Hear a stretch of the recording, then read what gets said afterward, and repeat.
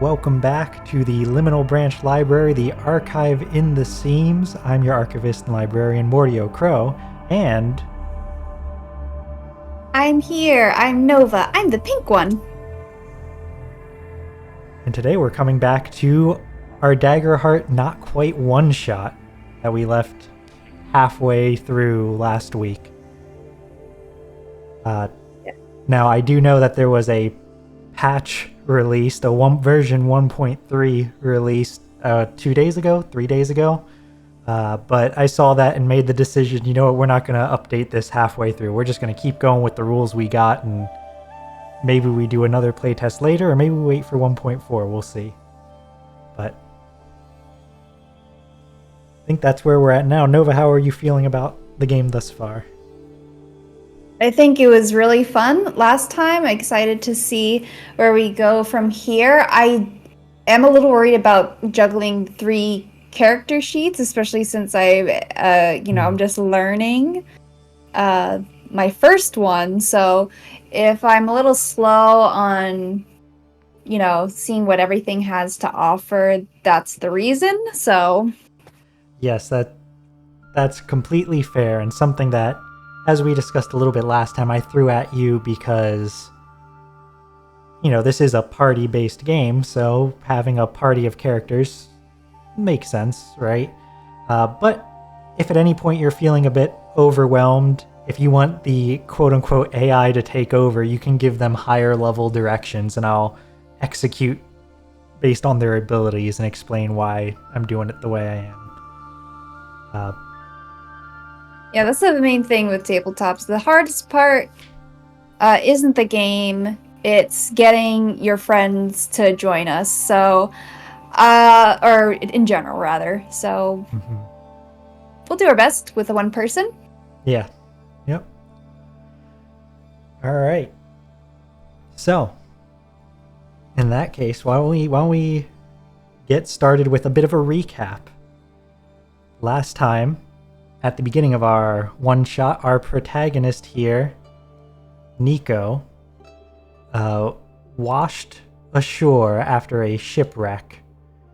He is a pirate who has recently lost his arm and found himself on this not quite deserted island, first being rescued by an adherent of a crafter demigod who supplied him with a new enchanted mechanical prosthetic limb. Niko then proceeded to find and recover Santiago, a crewmate of his, whom he was familiar with, and then venture into the island's mangrove swamps, where they met up with a woman named Dawa, who has been here hunting one of the people working on... Well, we're not really sure what they're working on yet, but something insidious on this island. Some bits and pieces you've spotted thus far. Santiago, when he washed ashore, he was accosted by mercenaries or soldiers that look prepared to take captives. And Dawa mentioned that every so often they bring groups of people to the island's manor, but what they do with them there, she hasn't been able to verify, even though she's attempted to attack it once or twice herself. It's very not deserted, this island. No, it's not deserted, but it's certainly too small and too close to the Sea of Storms to be on any maps. So yeah, deserted, probably not the right word. But That's our story thus far, where we last left.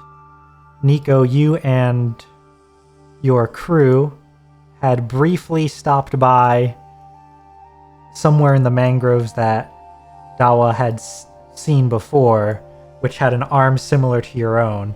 You very quickly dashed in, grappling hook armed, grabbed it, and then dashed back out, avoiding these ghostly spectral arms that grew up like plants, fingers wrapped around like buds, and then opened like grasping flowers towards you.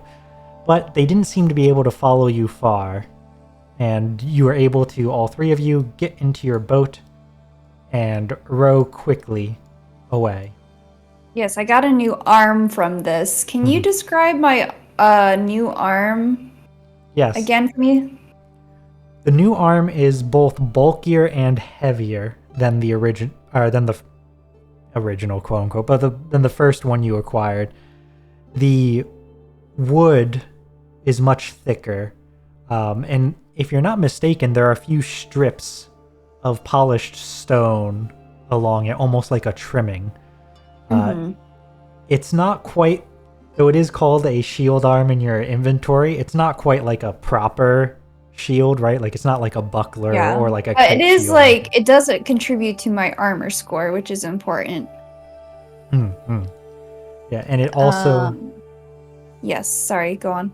Yeah, I was going to say, it's probably like a bulkier rectangle or like that kind of shape along your forearm, right? Or just like a slightly larger forearm that you can use to block more easily, right? Yeah, it adds to your armor score. Yeah, I admire the new arm that I have and say, it's not the prettiest of arms, but I'm sure it'll come in handy. Santiago stares at you. He knows to expect this, and he knows better. I said it'll come in handy, and then I like wave it in front of his face. Old man, we're not as hard as hearing as you. We heard you the first time. Old man! Slap. That arm hurts. And that's why it'll come in handy. Anyway,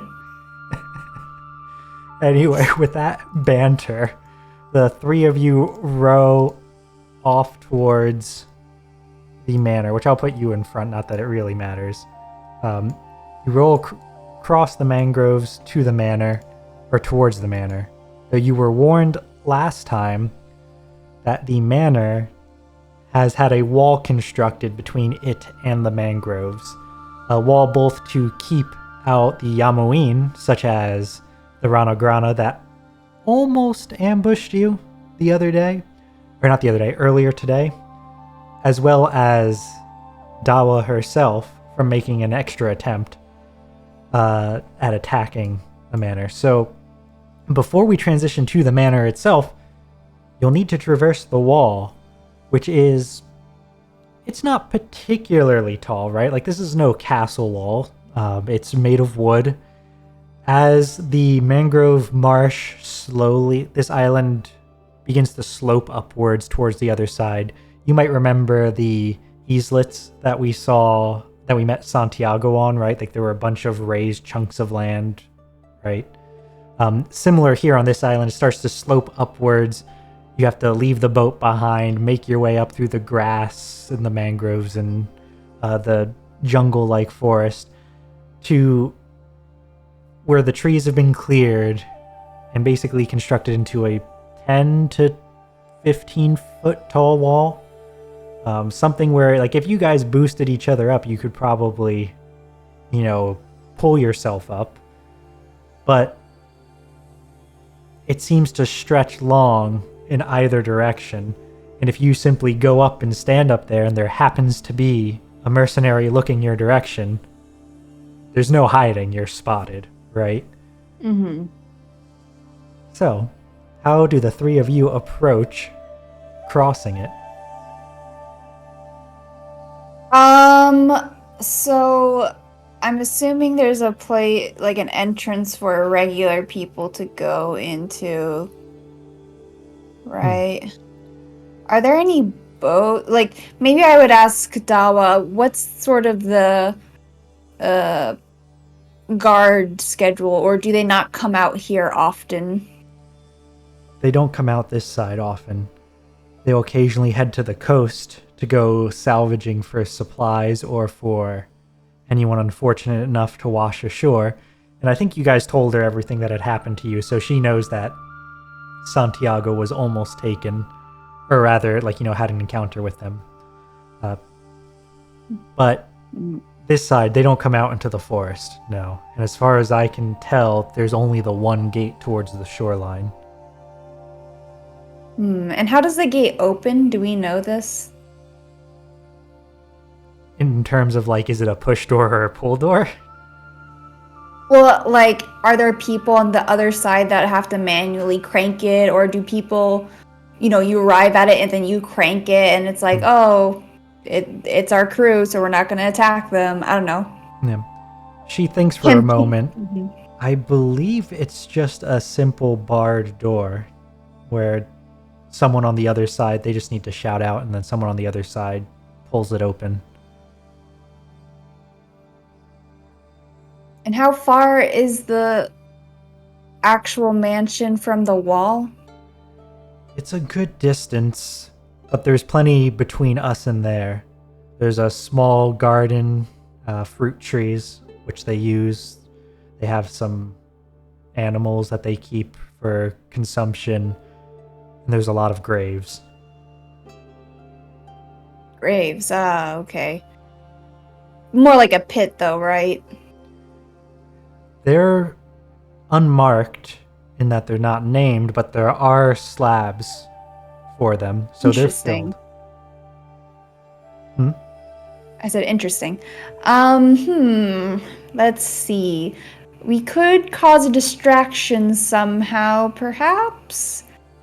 Get people's attention elsewhere while we go into the entrance. I don't know how many guys are in there, though. Do you know approximately? Did she say? I forget. I forget if she said for sure or not.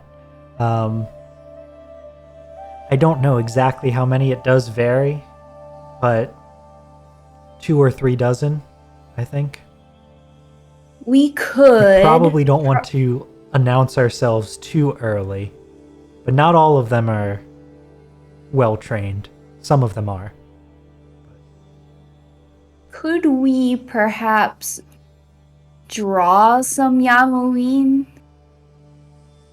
to their place to cause a distraction where they fight that and we sneak in? Is that conceivable in my mind? Hard to do it without the Yamoin giving our location away, but if that's what you want to try.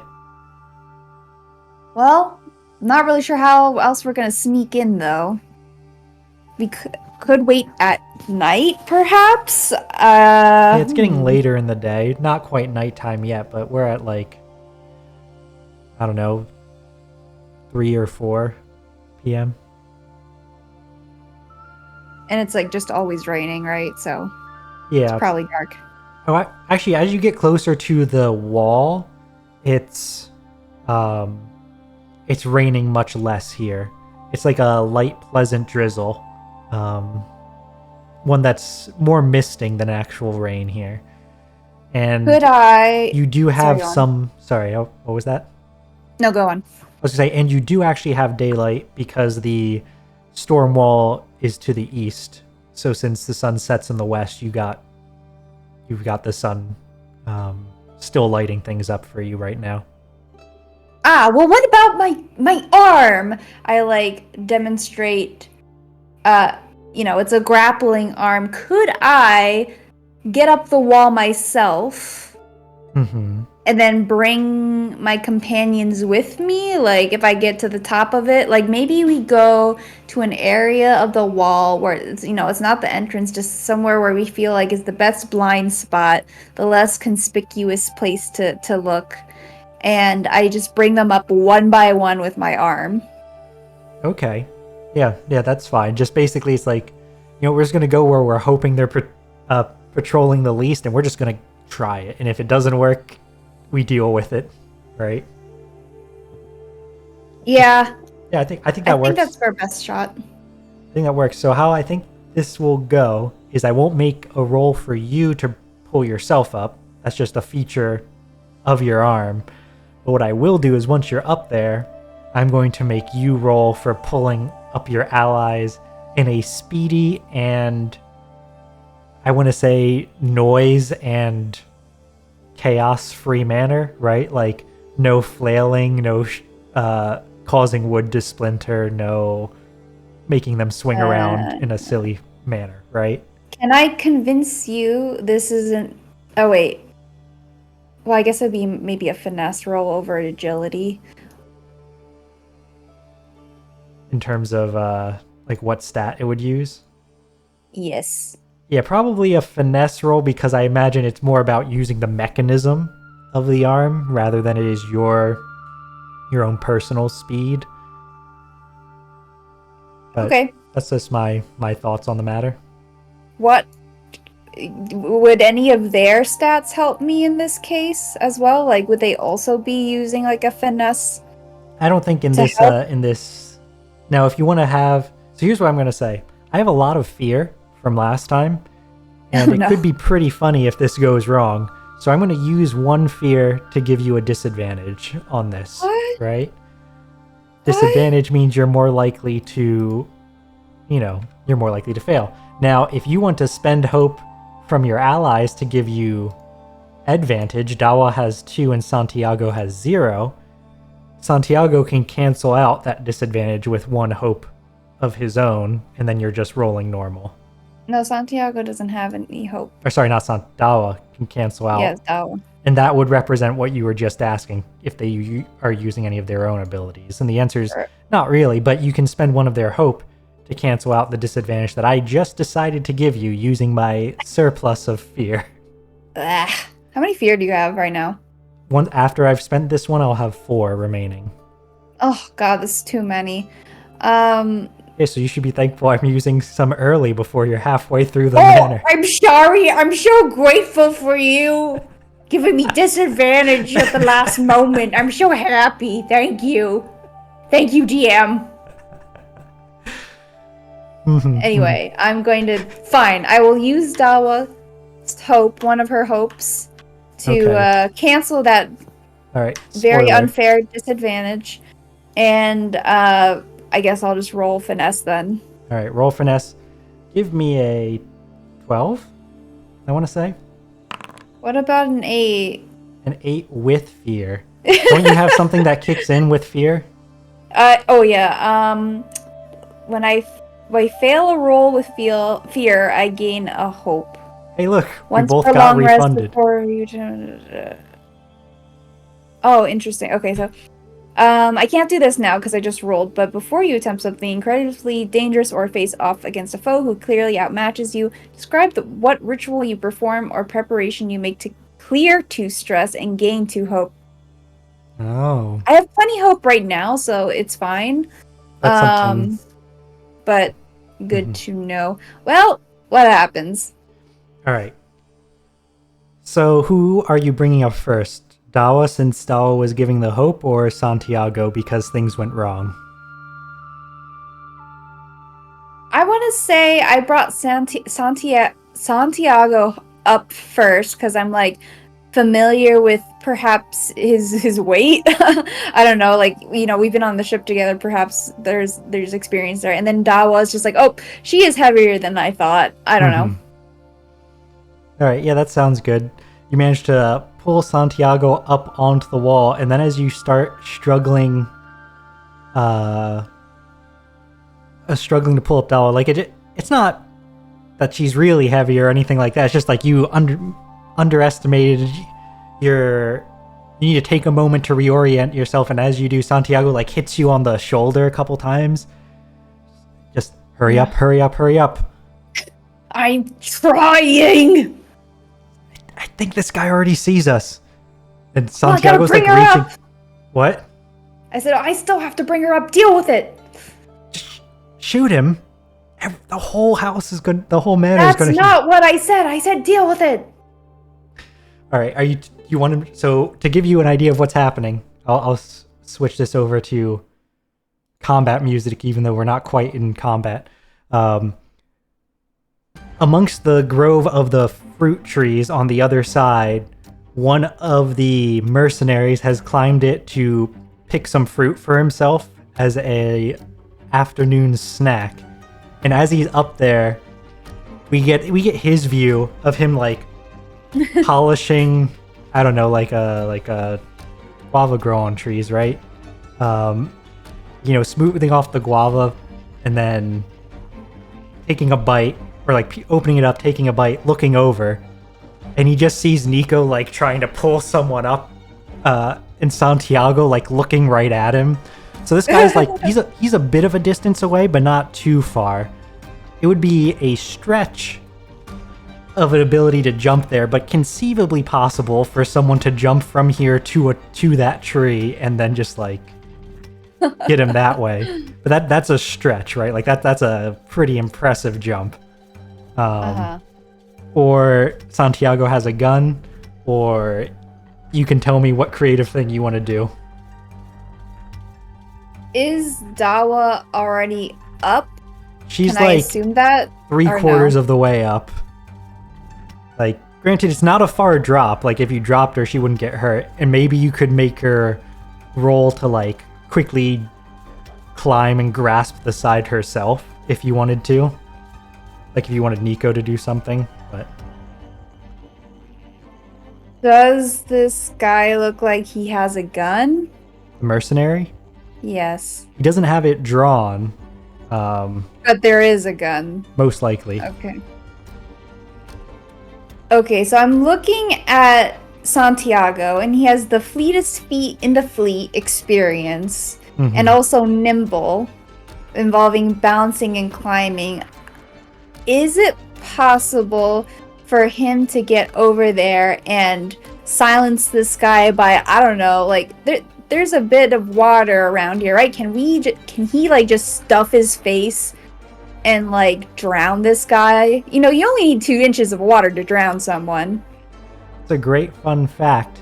Now, putting aside the presence of water or not, there's not a ton of it in the grove, but he could certainly try to make the jump. The nimble would give him give him a +1, or no, not +1. It would give him advantage on the roll to run and jump over. And what about the experience? So the experiences you need to spend a hope in order to use, which he does not have any hope available. So he would have advantage, however. All right. Which in some ways is better than the +1. Yeah, it would be is, nice to but have I would look at the stack, yeah. All right, so I'm thinking same thing here, same number. I'm going to want a 12 for him to run over. Oh, okay. 12 is a lot. Let me see. All right, how do I do advantage? +1, right? Yeah, you click on the roll modifier, advantage. and then you turn it to 1. Yeah. Oh, yes! Rolled with hope so he can take a hope as Okay. Santiago starts reaching for his revolver, and you're like, not the gun, and then he stops, swears to himself under his breath, takes a running, braces himself, takes a running leap as the guy, finishes chewing his guava. Oh, no, I feel kind of bad. with Santiago, drown that man. Go do it.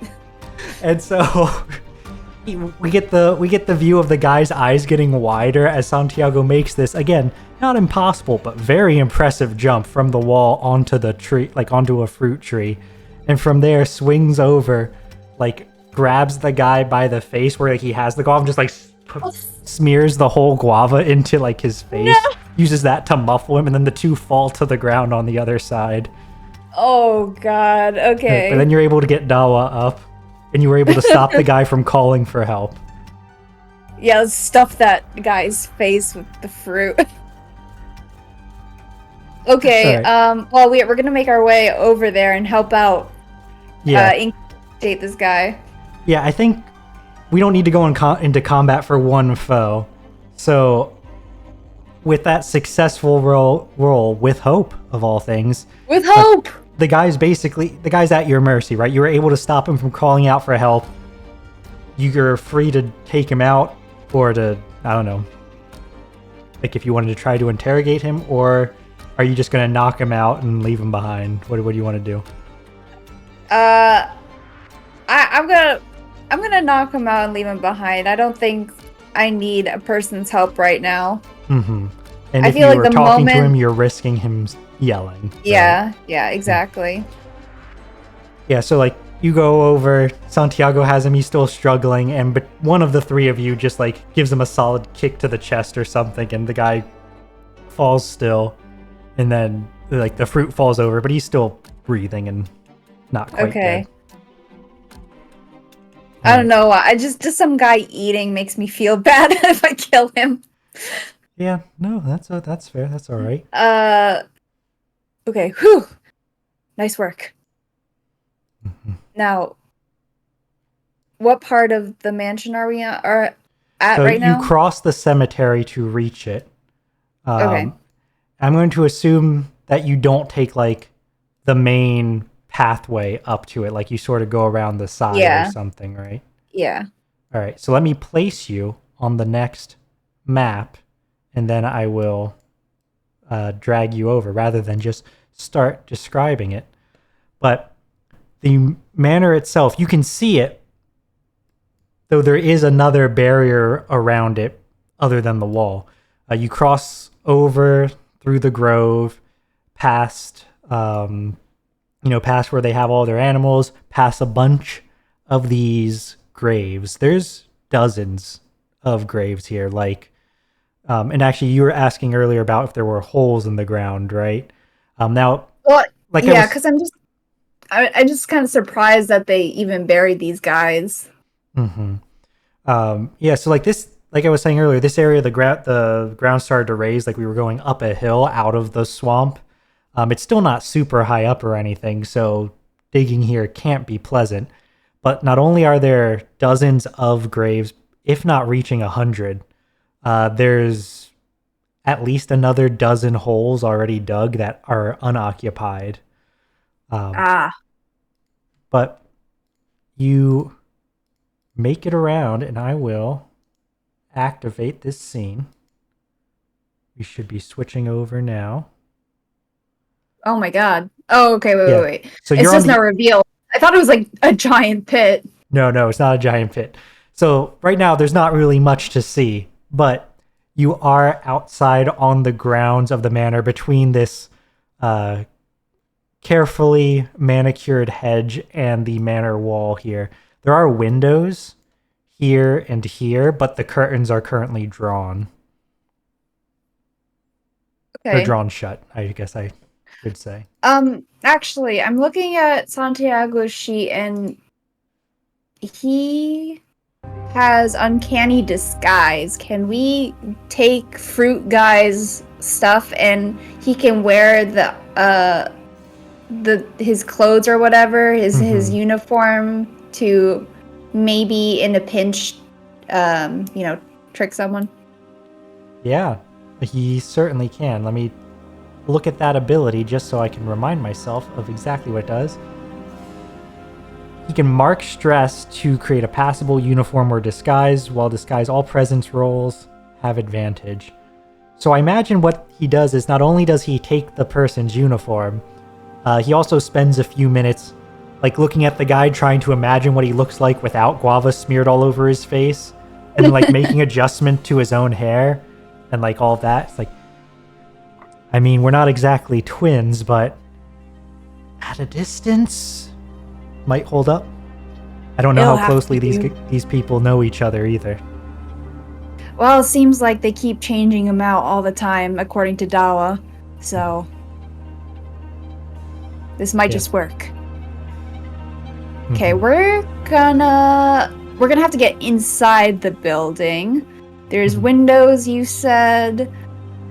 Yep, and there's a path are there up doors? this way. Path this way. This way towards the map south is towards the front of the building. Okay, let's not go to the front. Let's go to the back. You do hear, I think the main things you can sense from outside is that you do hear like idle chatter from somewhere else outside. Though you're not sure where exactly. Okay, can we take a peek through the windows to see like what's going on? The curtains are closed from the other side. Okay. So like the curtains are inside the house and the glass is closed, right? So you. There's actually glass here. Yeah, okay. There's. Right, this is a mansion, so I imagine it has some. Yeah. Well, how do the windows open? Like. They would open out towards you, and also these The first story is pretty tall, right? So these are pretty tall windows as well. It actually might surprise you. Well, maybe not, because you're so close to the storm, and this is the direction that like this would be like towards the storm water. So you probably wouldn't be too surprised that the windows are closed, just in case the rain picks up. But man, it must be hot inside the manor this time of year with all the windows closed. Well, if it's hot, then surely someone must have a window open. Mm-hmm. Maybe just not on this side of the building. You did come from the rainiest side. All right. Well, then I guess we'll just go through. I'll have Santiago sort of be in the lead for most of this. And let's see if we can peek around the corner. Okay. Yeah, sure.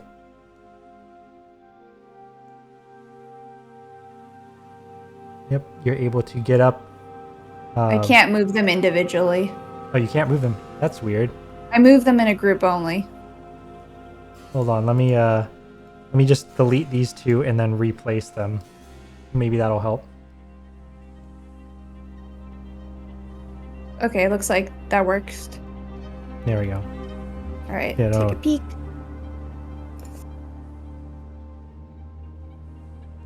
Yeah, looking around the side, you can see the well in the distance. Otherwise, looks like just the back of the manor. There's not a lot visible from here. From the way the sound's carrying, though, whoever's talking, you don't think that they're immediately around the corner or anything. They sound like they're further away. Okay. Let's have him go up a little farther to see. All right, so there looks like a back door right here. That is not a door, but like an exhaust for like a stove or an oven or a fireplace. Okay, so it's like maybe the kitchen is around here. Mm-hmm. That might be a good place to get in. Question. Did Dawa want to do anything particular besides like kill this priestess? Is there anyone she wanted to save in particular? I guess we were going to like the prison hold to try to revolt. Yeah, specifically, Dawa's here to bring this priestess to justice for past activities, crimes against humanity. But if brings to justice means captured, great. If it means killed, well, that saves her having to keep her from escaping on the way back, right? It's like, so, yeah. Okay. If you guys can find whoever they're bringing here, great. But I think she said that they're probably going to be getting more people soon, so it's been a while since the last group came in, so who knows if there's even more people to find at the moment. Okay.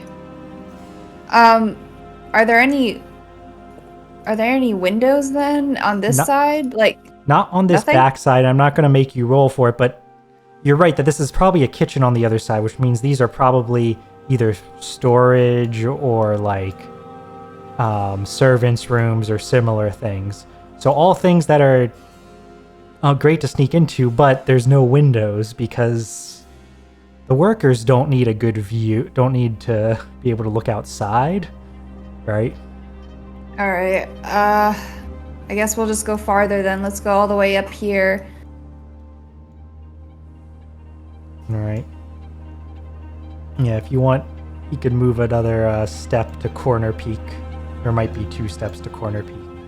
Yeah, that's corner peak. All right. We got a lot of pathways, and we've got another building disconnected from the main mansion. This second building, though it's certainly fully blacked out on the map, is easy to identify what it is from the shape and structure. It's a Teologian church, an old one at that. It looks much older than the manor itself. Like, the manor is relatively, I don't want to say recent, like, you know, it's a couple decades old, but, you know, at least modern, whereas the Teologian church looks like it's seen better days and maybe on the order of centuries old. Okay. Does Dawa know anything about this? Like, do they do anything with this church? Are they performing rituals in this church? When you point it out, she would whisper, I don't know if they're doing the work in there. I wasn't able to get in before. There's usually someone inside it, as far as I can tell. But whether that's my target or not today, I'm unsure. Can you have Santiago? Actually, any of you can roll an instinct roll, whichever one of you has the highest as you're sneaking around. Which looks like it could be Niko. Yeah. Yep, I'll do that. Oh, Sari, was Dawa able to make this roll too, or was it just me and Santiago? Just you, or just one person make the roll. Right, but can Dawa make the instinct roll? She could if you wanted her to roll it instead. Well, I was just wondering if any of her experiences or dedication would help us here. I don't know really what you're looking for, so I don't know, but that's fair. I think if you want to have her spend the hope to use her experience for her devotee experience, that could help notice something about the church or the area that will cost her hope, but she'll get the +2. Yeah, let's do that. I know she's out 0 hope now, but I'd rather do it now. All right. Yeah, give me an 11. And I think just give me an 11. I think that's the main number I'd be looking for. And then how do I add the circumstantial modifier? I can just put 2? Yes. Okay. Yep. Woo! But with a 24 fear. With fear. Well, you know what? I mean, there's nothing wrong with that on a success. So I think what's going to happen is, so like I had Santiago peek out, but assuming she's looking, right, she would have needed to move up to take a peek out as well. I think 2 things. So she notices 2 things, right? The first thing she notices is that there's someone on the roof of the church up here. 2 people, actually. Someone who's supposed to be keeping watch, who's currently having a chat with someone else, right? So these two mercenaries are shirking their duty and just hanging out and chatting. And she like taps Santiago and like points them out to the 2 of you and like whispers and like tells everyone to like keep it down. Luckily for you guys, they're not. She hasn't attacked this. She's only attacked this place like twice in the past 6 months, right? Like that's not a lot of incidents. People get lax, right? But then she notices down here this. Oh, really? There's far a down? grave to the southern side of the church, and after noticing the 2 up there, she pulls back with the 2 of you guys, like where the people on top can't see, and she says, "What's so special about the grave that it's inside the manor grounds? That's what I'm wondering." Is a dead person gonna help us out right now? Not necessarily, but I think about it like this. This church has been here for a long time.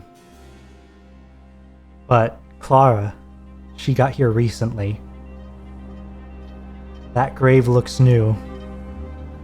Maybe if there's something to be learned, it's probably to be learned there.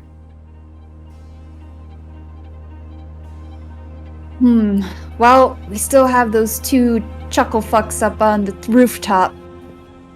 We could try to sneak into the church and take them out, climb up and take them out, or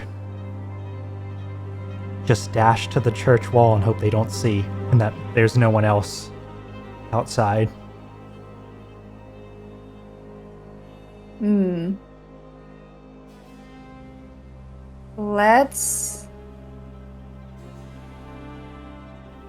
Yeah, okay. I'm trying to think like if it would be a good idea for Santiago to just casually go into there. To the church? Yeah. Or is that like, why are you here? I guess if there's guards. There's some on Or, top, so. well, is the church look like a place where it would be like, it's like high, it's higher than the mansion and that makes it a good place to like scout? Is that my impression on it? It's slightly higher, yes. It probably would have been much higher if it was fully intact and like the tower was not half destroyed. Like they're not all the way up on the top of the ruins of the tower, but yeah, they're probably posted up there because it's a good spot to keep lookout from. Okay. Specifically, this is the area looking out on the other direction towards the coast, right? Got it. So yeah, they'd probably be looking outwards rather than inwards, huh? And even then, they look like they're more just looking at each other and talking. Right? All right. Let's whatever. Have Santiago go first, sneak his way, open the door here, and we rush in as quietly as possible. All right. He peeks. Sorry, open. I'll. Yeah, you can put him up to the door. Okay. Yeah. I'm not gonna make you make an agility roll for that small stretch. At least not yet. Peeking through the door. He can see that there are a couple of people in the, actually a few people you can see are in the church. The two in front look like they're paying their respects with a bit more energy than the one guy towards the back. Like the two fresh-faced ones, they seem to be either in prayer or otherwise focused, whereas the one behind them looks more just like he's lounging. Lounging? Yeah. Okay, they don't notice the door cracking open, or like the door's cracking open enough for him to peek through, but if you were to move through, then I would probably want to roll from you to, you know, not give up the... But yeah, you can see the stairs up are over there. Yeah.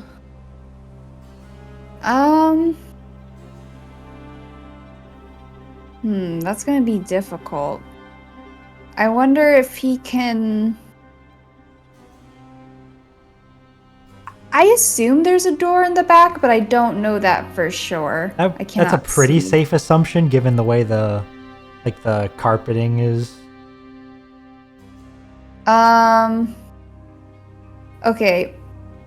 What he'll do is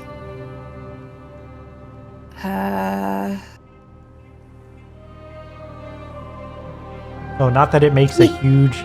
Oh, actually, maybe it makes things more difficult, maybe less. But the chatter that you guys heard wasn't the two up there. It's coming from this gap. It looks like there's a way into like a courtyard over here. And that's where it's coming from. And it sounds almost aggressive at times, like jeering and mocking. Are they having a dogfight in there or something? You do not hear the sounds of any animals. No, you don't hear the sounds of any animals, no. I think you're maybe a little bit too far to pick out specific words. Yeah. That's just something else that you can have in your mind to investigate if you're interested. I don't know if this church is important to go through anymore. Like, I don't think it's worth having us go through it to finish off the guards up top. I don't see a reason for it. Really, I think I just want it to be able to get to this part. Maybe I'll have Santiago... He's going to be really far from us, but I think I want him to, like, tell the group to stay back, go through the church, or, well, actually, do I want to go through the church or do I want to peek? I feel like since everybody's in devout prayer right now, except for the mercenary who's just kind of, like, lounging, I think he can go in, pay, like, do a little... stay in there for a bit to, like, pay respects or pretend to pay respects, right? And then go out the other door to get to this area here. Yeah, sure, that's fair. Make a presence roll, and this is what he gets advantage on from his uncanny disguise. Thank God, because he has a -1. No, presence, not instinct. Oh, sorry, I'm looking at Dawa's. Oh, yep. That's not right. So make it, I think I just want a 10 for him to, as you said, these guys are all very distracted. So if you're able to hit a 10, I think that's sufficient. No! Only a 9, but with hope. All right, so take your hope. Okay. Take your hope. So I think what will happen here with the 9, he'll move in, and you can actually see that there's a 4th one. Yeah. There. And excuse me 1 second. Just need to pick up. I think the 4th one, who's also not particularly paying too much attention, but looks more like he's examining like the collapsing architecture up above. Santiago goes in, realizes there's a 4th person he didn't notice, and his gaze lingers just a little bit too long on this guy. And this guy notices that, squints at him. Maybe Santiago like realizes he's caught attention, like turns to start doing his praying gestures. And the mercenary in the back would just be like, "Hey, Benito, what's the problem, huh?" I want Santiago to say, I think I ate some bad fruit.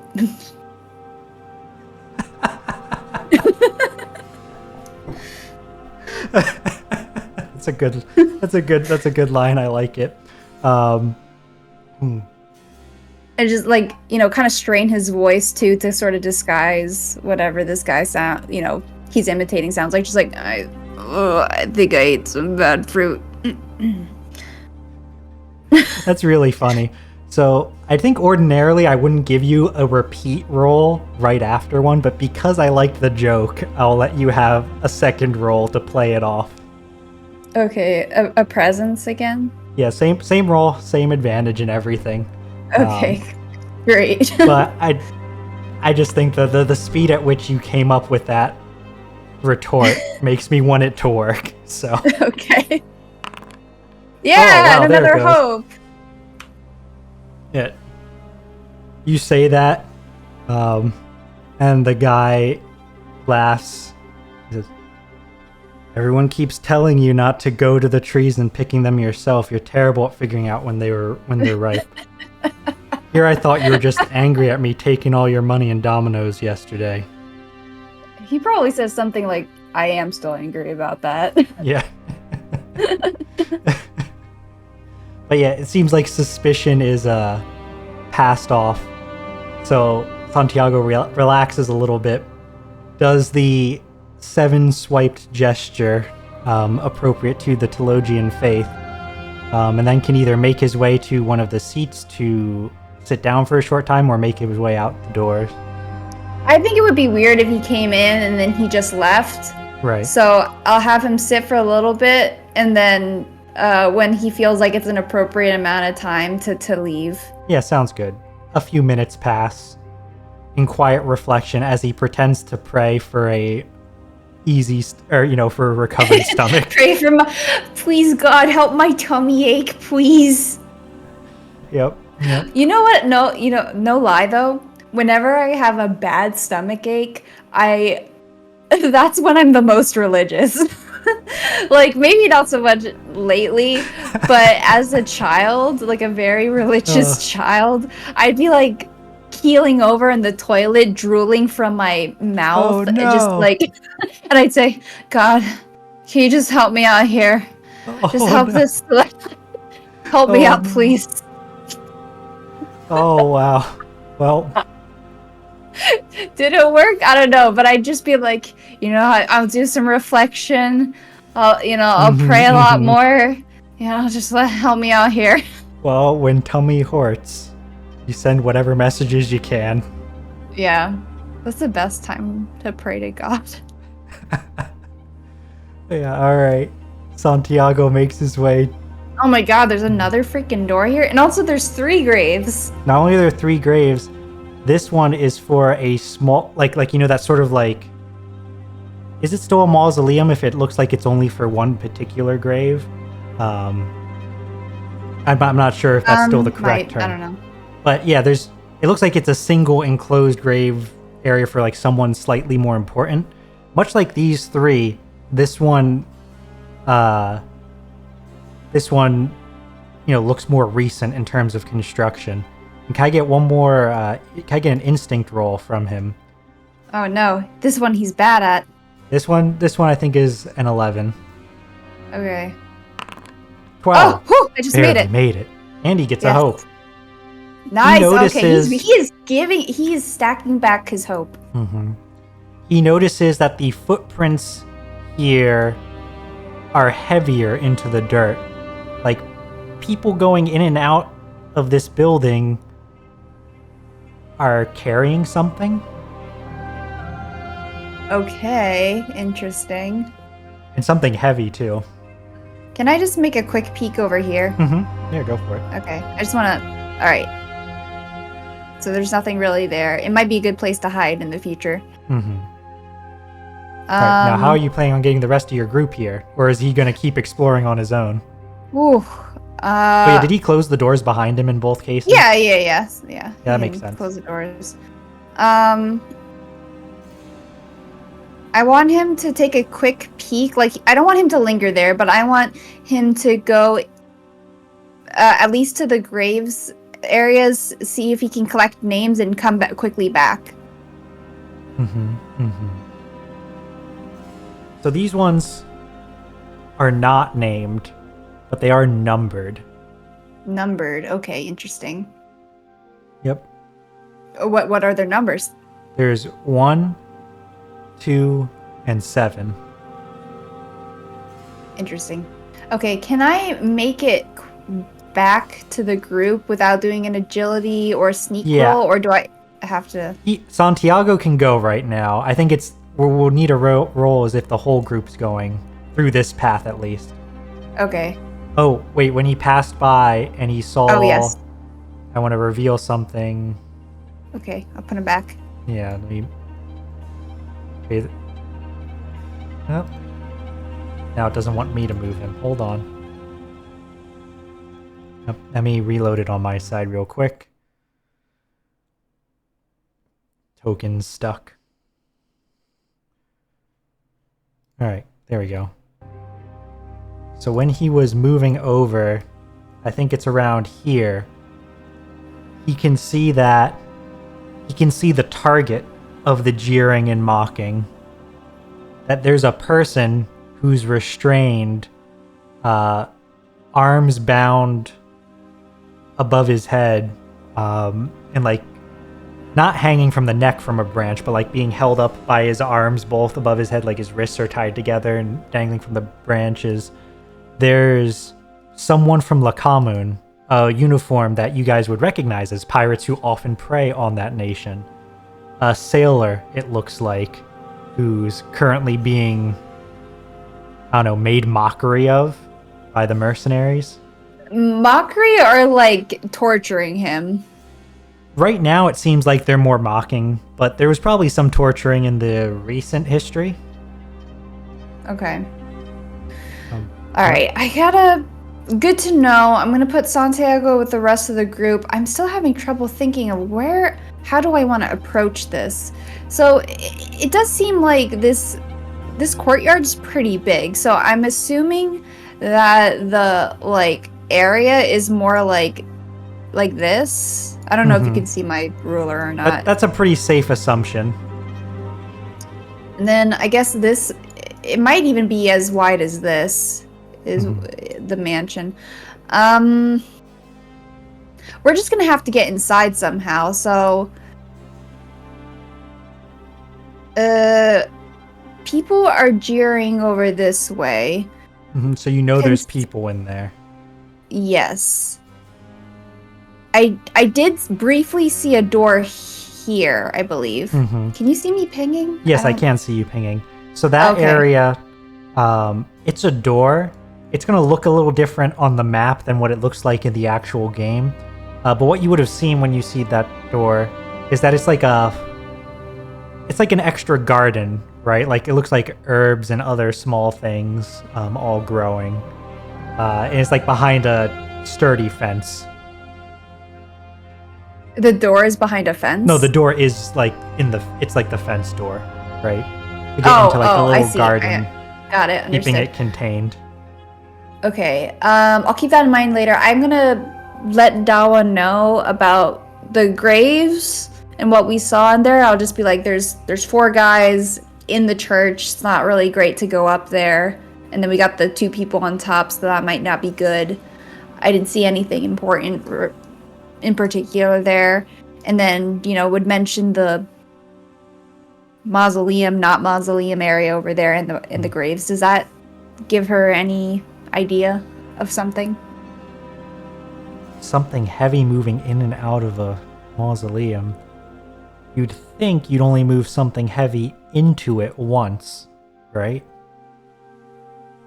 Like a coffin with a body once. There's not a lot of back and forth involved with that. Mm-hmm. That So I'm merits only really investigation. familiar. Yeah. Sorry, what? She was gonna say that merits investigation to me. But Yeah. Did the footprints look like? I guess they were relatively recent, but yeah, relatively. Like the ground. This is raised ground, but it's still pretty. It's still a pretty wet area, right?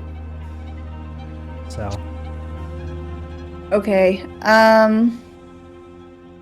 Yeah, I guess if that sounds interesting to her, then we'll try to make our way to the mausoleum area. Is there any way we can go around this way and skirt by? You could the squeeze, edge? Probably. Yeah. I feel like that's the safer way to go. Mm-hmm. Sure. All right, so Santiago's gonna take a peek to make sure no one's coming around the bend down here, and then the group will come over to this side. Sounds good. So Santiago can go take that peek, and then what I'm going to do is I'll have Niko make the agility roll to make it over unnoticed. But we're still going to keep the numbers relatively low at the moment because, everyone here is really lax. They haven't had to deal with a threat like this before. So, were you moving? You moved him down. He already peeked over. Okay, It doesn't look like there's anyone moving out front at the moment. And from how relaxed people are, you must imagine that it's been 5-ish hours since you took out a team on the shore. So those groups that head out to the shore probably don't get back, or probably will be getting back at some point, I guess I should say. They're not back yet, which is why everyone's so relaxed, right? So you might want to take advantage of that while you can, but... Right. Okay, so what agility do you want me to roll? Roll Niko's agility score. Just give me a 10. 16. Critical. You Does succeed. that mean anything for this? It means you get a hope also. Oh, but I have max hope. Boo. All right. Well, you know what? Because it's a critical, I'll let you give it to Dawa because the 2 of you are sneaking together. How's that? Yay! Don't think that's strictly by the book, but you know what? That's fine. The book has already changed since we started this one shot. Yes. All right. So I'll slide you guys down real quick. Down and around. Well, I'm just going to drag you straight this way because it's easier than having you squeeze the other way. All right. But you're able to make your way up towards this building. It is small. I bet we would hear if people were there. So, take a quick hearing check, whatever, and then go in. Yeah, you take a quick listen at the door. There's nothing happening on the other side. Is there anything we can do to make sure can we step in the footprints that are already there? So you step in the footprints. If you step off the path, the grass helps a little bit compared to just stepping in dirt, Cool. All right, open.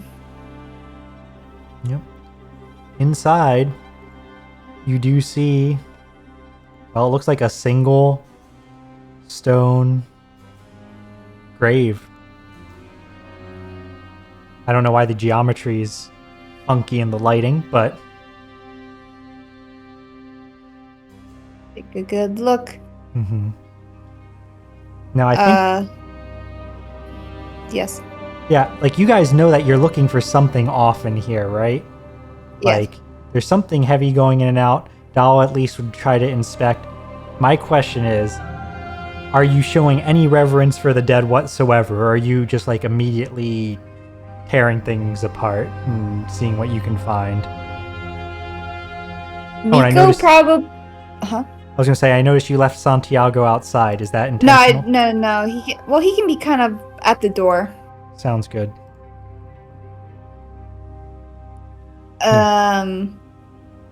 Niko would probably not care. Dal, but unless like Dal was just like, then maybe he would be more respectful. No, I don't think she'll stop Niko. So is he like? Okay, great. Well, I mean, he's not gonna like make a mess, but he is just like picking through everything. Yeah, and now there's not a lot of stuff in here. You know, it's a relatively ornate looking coffin or casket. Coffin, right? At this stage, but it's not. You know, it's not like there's altars or offerings or anything like that. So when he pushes against the lid, it swivels a lot more easily than he would expect back, and then he can see that there is no one in the coffin. In fact, the coffin doesn't have a bottom. There's a lift mechanism. Ooh, secret. Now, the lift is currently lowered, but looking in, you think you can probably climb down. Yes, we should go in. All of us will climb down. All right. In we go. Oh boy! I'm sure this is fine. Yeah, so the first thing that hits you as you... Actually, I guess maybe before you commit, because otherwise I'm going to describe it, then it would make sense for Niko to smell it, is when he opens the lid, he can smell death. Oh, for sure. Okay. He'd be surprised if we didn't. It's very fresh. Ripe. Yep. All right. So let's move you over there. Start up this. And so this is more of a... We're no longer in a top-down. Ooh. Torture chamber. So this area that you find yourself in doesn't quite look exactly like this, but it gets the vibes across, right? There is incredibly gross smelling like puddles of water, mosquitoes everywhere. Like this place is gross, dank. There's several wooden coffins to either side of this lift that are immediately apparent to you. Dim electrical lighting runs along the ceilings. You can hear like a far off generator humming. Are there currently dead bodies? Well, there's the smell, right? But that doesn't mean that there are dead bodies here, because they seem to be moving a lot of these bodies around. Do I see dead bodies? Not out in the open. I would like to look at one of these cells. The dead body? Oh, sorry. I'm looking at the picture and... Yeah, sorry. I described in the thing that you... that there's several coffins in the room with you, wooden coffins. Yeah. Okay. Yeah, I will open them up. Hold my breath. Open them up. There are corpses in these. Immediately apparent is that they've been inundated with incense. It doesn't make them smell better. Now you just smell corpse and incense. Right. The inside of their coffin is clawed. Like, you can see the damage to their fingers and fingernails. Oh no, they were buried alive. Well, I guess technically they haven't been buried yet, but... Right, I guess sealed alive. Mm-hmm. More accurate. Dawa looks over your shoulder at the coffin, swears under her breath. Like, she grips her holy symbol in one hand and has her blade ready in the other. She looks ready to jump the first mercenary you guys see. I mean, here we might have an advantage. Mm-hmm. Okay, so freaky looking corpses, there were not freaky, they're just, horrifying. Yeah. There's a generator here. Let's take a look at the generator. Sorry, you can hear it somewhere in this underground area, not in the room. There is a door out of this room, if you'd like. Well, I'll spend my time looking in this current room. If there's nothing interesting, then I will listen at the door, then open it if it's clear. I think from as far as interesting things would go, it looks like in here is where they... Like, you can see unburned incense. You can see, like, cloths and things to, like, wrap the coffins. Like, this looks like where the coffins are taken to before they're buried up above, right? Right, because they killed them here. That's what it seems like. Okay, so this might also be where the ritual takes place. If they're killing them here, that just seems like, to me, that's what's happening. But let's open the door. When you open the door, you end up in a hall, one that perhaps resembles this picture a little bit better, right? With doors to either side. It becomes apparent here that, like, this tunnel was an old tunnel that flooded and then has been, I don't want to say renovated. That gives it a very different energy, right? But people have come in here after the fact, put in newer doors, pushed in some walls in some places to create new rooms, and run, like, the lighting and everything along the top. The door you just came out of was labeled post-processing. Ew. Okay. You can see a few others, like, just looking up and down the hall. It doesn't sound like there's anyone actively patrolling as far as you can hear. But, like, water's dripping, the humming of the generator. There's a lot of sound, even though this place is... I want to go to the... Well, actually, let's read the labels first, because we just came out of post-processing. What do the other doors say? So there are a total of, let's see, 1, 2, 3, 4, 5, 6... There are 7 passages, right, in total. One you just came out of. 4 of the others have labels. One says fresh arrivals. One says processing. One says distillery. Ew. And one says the garden. Oh. That's good to know. Then there are 2 unlabeled passages. One of it which looks like it starts to slope upwards and then turn into stairs. Like it's another way back up. The other continues...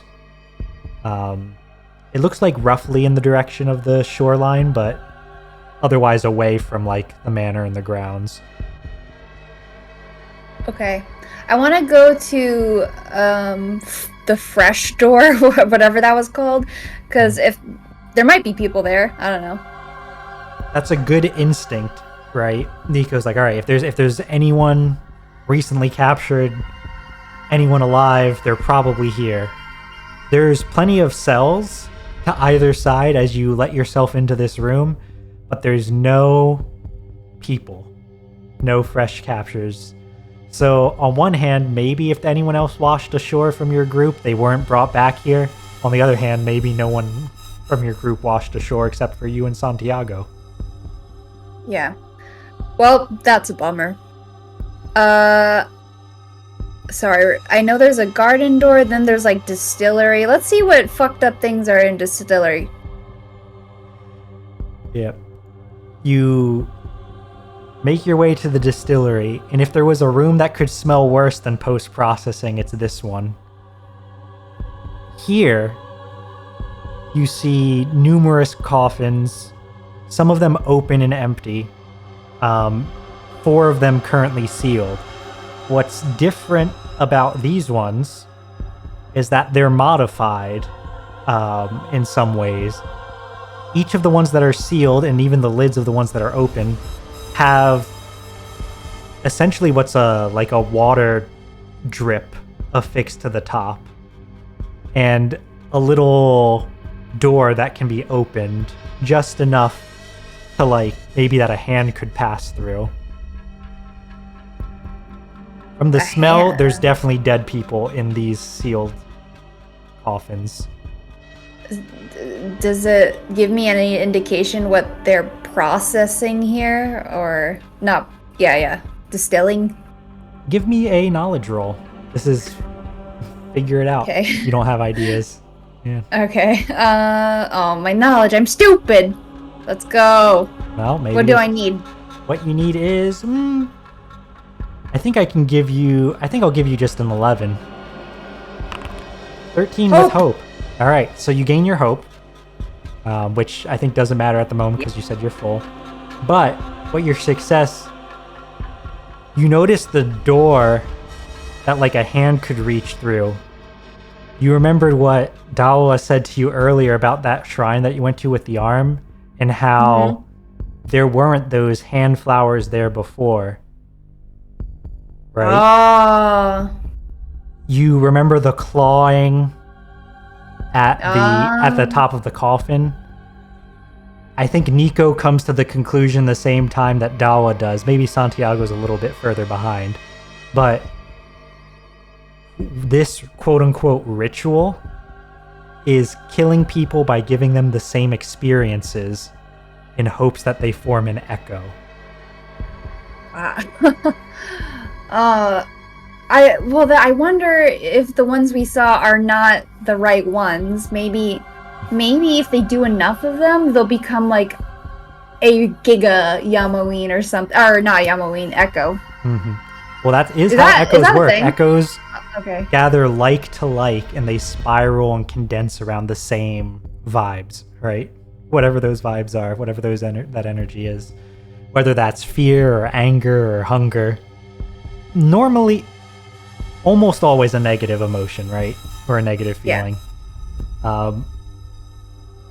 Dawa would comment, she's tried to break out of the Sea of Storms before, and now she's trying to create a ghost that wants to break out of something.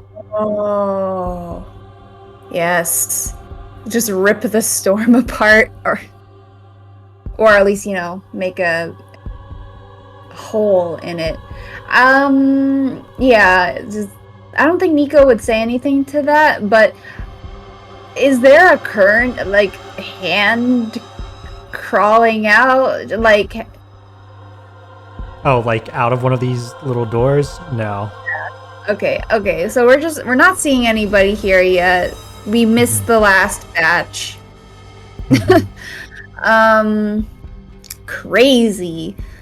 Okay, so I don't want to go through the garden door yet, because that just seems like the way to get into the mansion, which we will go eventually, but I still want to see whatever this large machinery buzzing sound is around. Make an instinct roll to see if you can locate where it's coming from. 8. So with hope... Nope. No, I think Niko doesn't get it, right? Like, Niko's like, oh, where is that buzzing? But you know what? I don't think that... Maybe I shouldn't have asked for a roll, because I don't know if there's a huge consequence, because there's cabling on the ceiling, right? Like, Niko's like, which room is it in? And at that, I think Santiago would be like, you're looking for the generator? It's that way. Yes. Look, there's a string of lights. They're connected by a cable. You just follow it. He talks very slowly, as if this is hard to comprehend at your advanced age. I like mutter under my breath. It's always looking up, isn't it? No one ever looks up. No. Yeah, or down, it seems.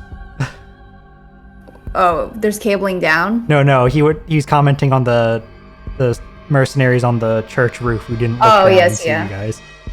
Yeah. The cabling leads down the unlabeled passageway. Okay. The one that stays deep. If you want to go take a peek. I do want to take a peek. All right.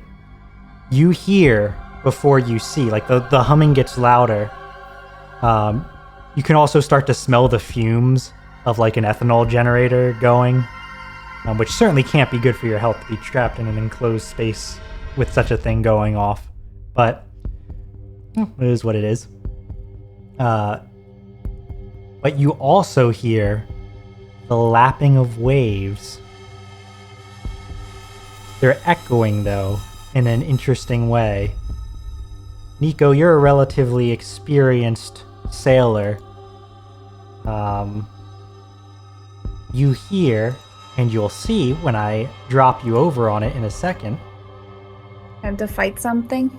Nope. Okay. We'll move over here. Oh my god, it's huge. It's huge. You can start to see over this way, in the through the dim lighting, that this is an underground cave, right? Like you know, you're underground, you're in a cave, but there's water here, right? Like coming up, and you can just see over all the way over this way that the outline of a metal ship. Is it a familiar one?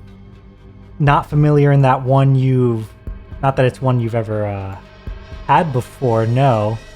But it is a form that you roughly recognize, or at least you've heard of, I guess I should say. You've never seen one yourself, but it is your guess would be a Fortunan submersible vessel. Oh, like a submarine.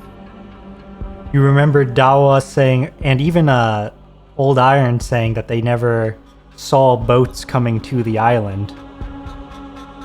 They're coming in via submersible, and it's right over there. Ooh, so we can just take that. I guess that would be our way out, right? Yeah, it's potentially your way out. Let's take a peek in this area. Santiago, go check this out in the corner. Mm-hmm. Nothing. He takes it out, takes a peek. The sound's really loud, like you feel, and you see the cabling, like it's going. The generator's in this direction. Okay. Let's take a peek at the generator. Yeah, you can go take a peek if you want. You can see this piece right here. It's maybe not too detailed, but this is like part of it. The rest of it's probably on the other side of the wall here. Okay. Taking a peek.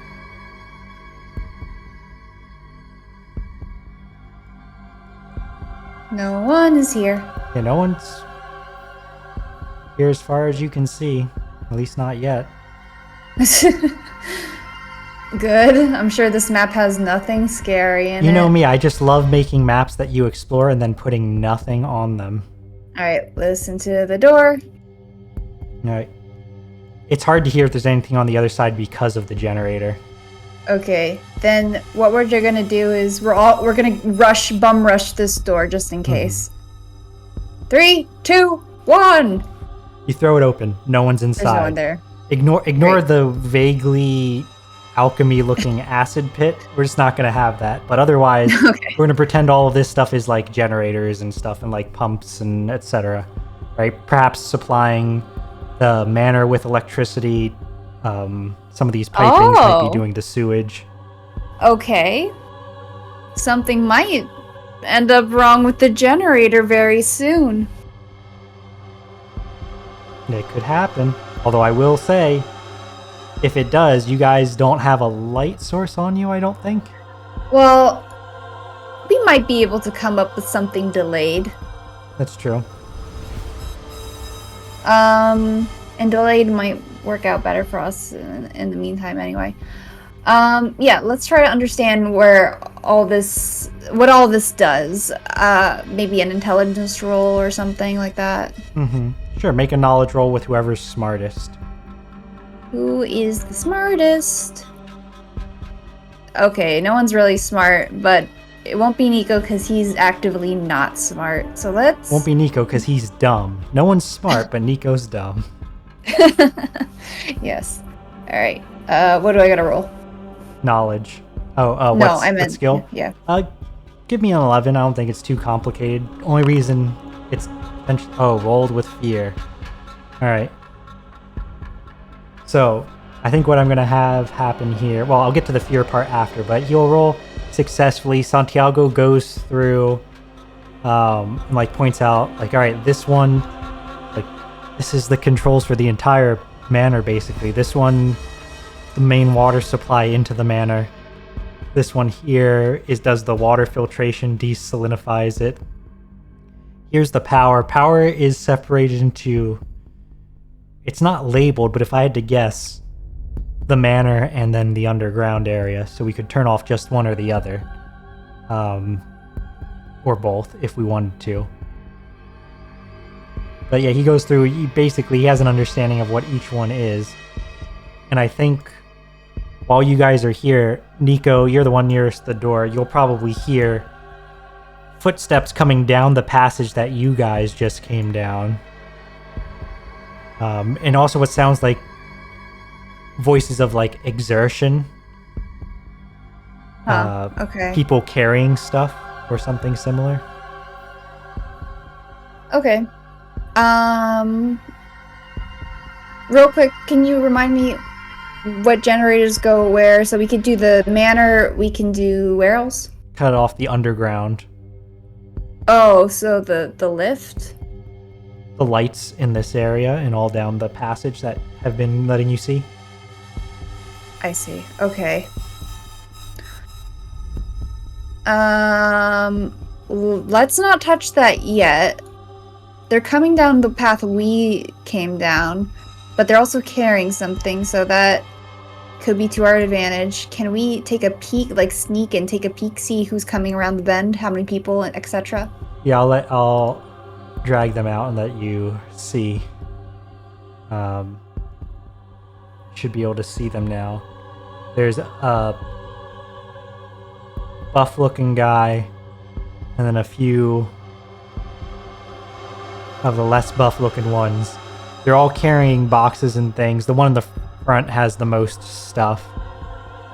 And he's telling the ones behind him to hurry it up. Look, if you take too long to load up the ship, Valero's gonna make you stay behind instead of take your shore leave, you know. They're alright. What are they carrying? Oh, it's just supplies. Yeah.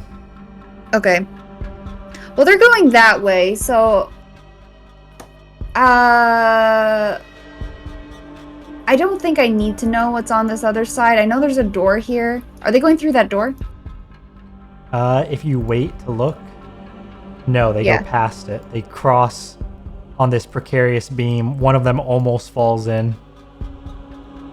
Okay, so I get they're loading up the submarine. Yep. Also sounds like they're planning to leave soon. All of them? Some people, at least. I mean, for what Dala said earlier, sometimes some leave and leave a lighter crew. They never leave it completely undefended. Right. Okay. So...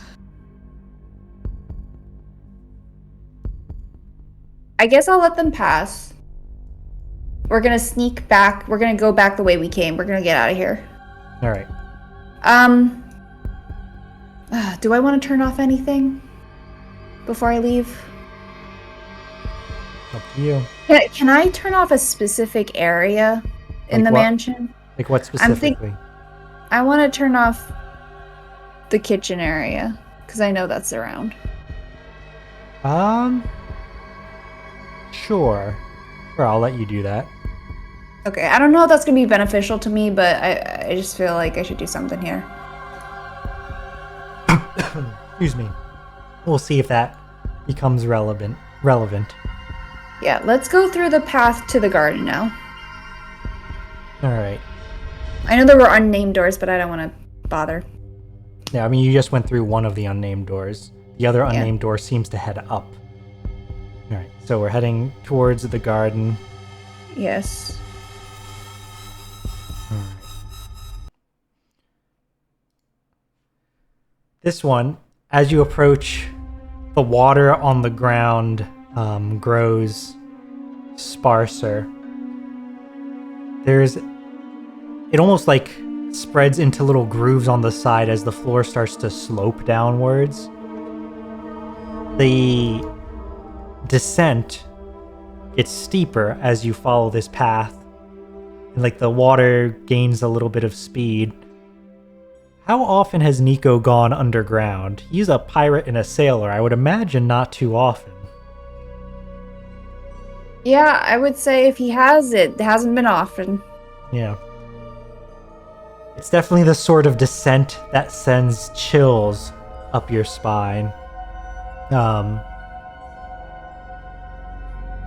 There's a set of doors ahead of you that are ajar. Someone's gone through them recently and left it open, but there's little grooves underneath so that the water can continue past the doors and flow.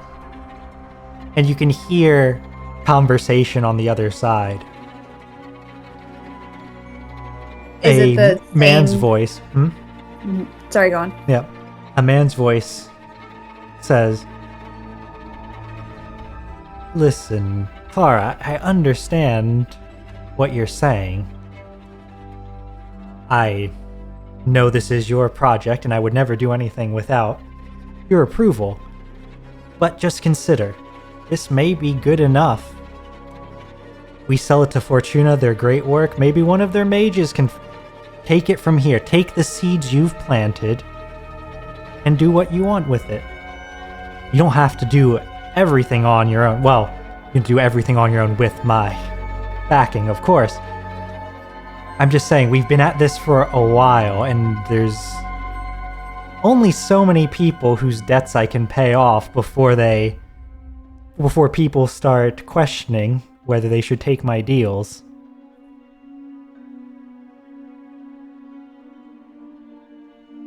Does she Sorry, go on. Yeah. Her response is poised, toned like someone who's used to talking very patronizingly towards others, right? "Valero, your greed is guiding you even now. Patience. You should be well familiar with the concept of an investment needing time to pay off. It has not even been 1 year of this operation yet. And look already at what's forming beneath us, this coagulation. A few more months, another year. Can't you feel them? It's starting."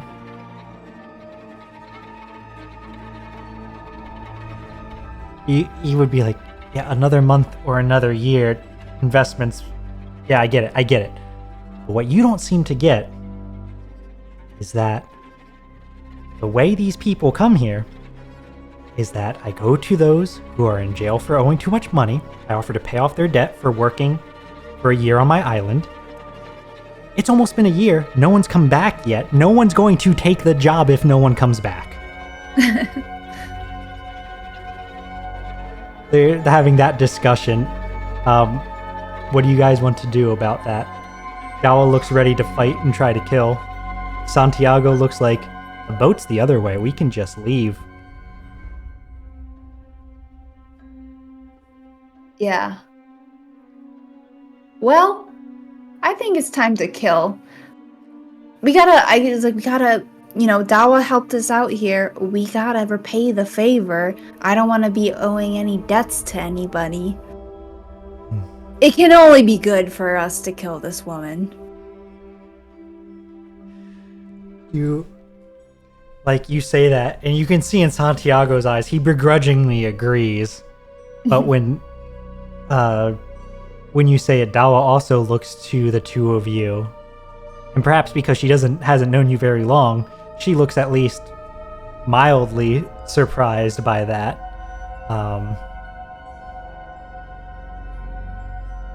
Don't look surprised. Your help would be appreciated, but you've already done a lot by getting me this far. If you need to save yourselves, I would not hold it against you. But your blades would be appreciated. If she's as powerful as you said she was, I think you already lost once. You need better odds. Luckily, I'm a gambling man. All right. Well, let's see if we can get a better look first. All right. So, what I'm going to have is one of you make a finesse roll to see how close you're able to sneak before how close you're able to sneak safely, right, before we get into a fight. Okay. Can anyone roll this? Yeah, whoever you want to have lead it. Then you can have a second person spend a hope and give advantage if you want. I think you're going to need, let me check this character sheet. I think you're going to need a 14 would be the ideal for you. 14, huh? Let me see if there's anything useful to help out.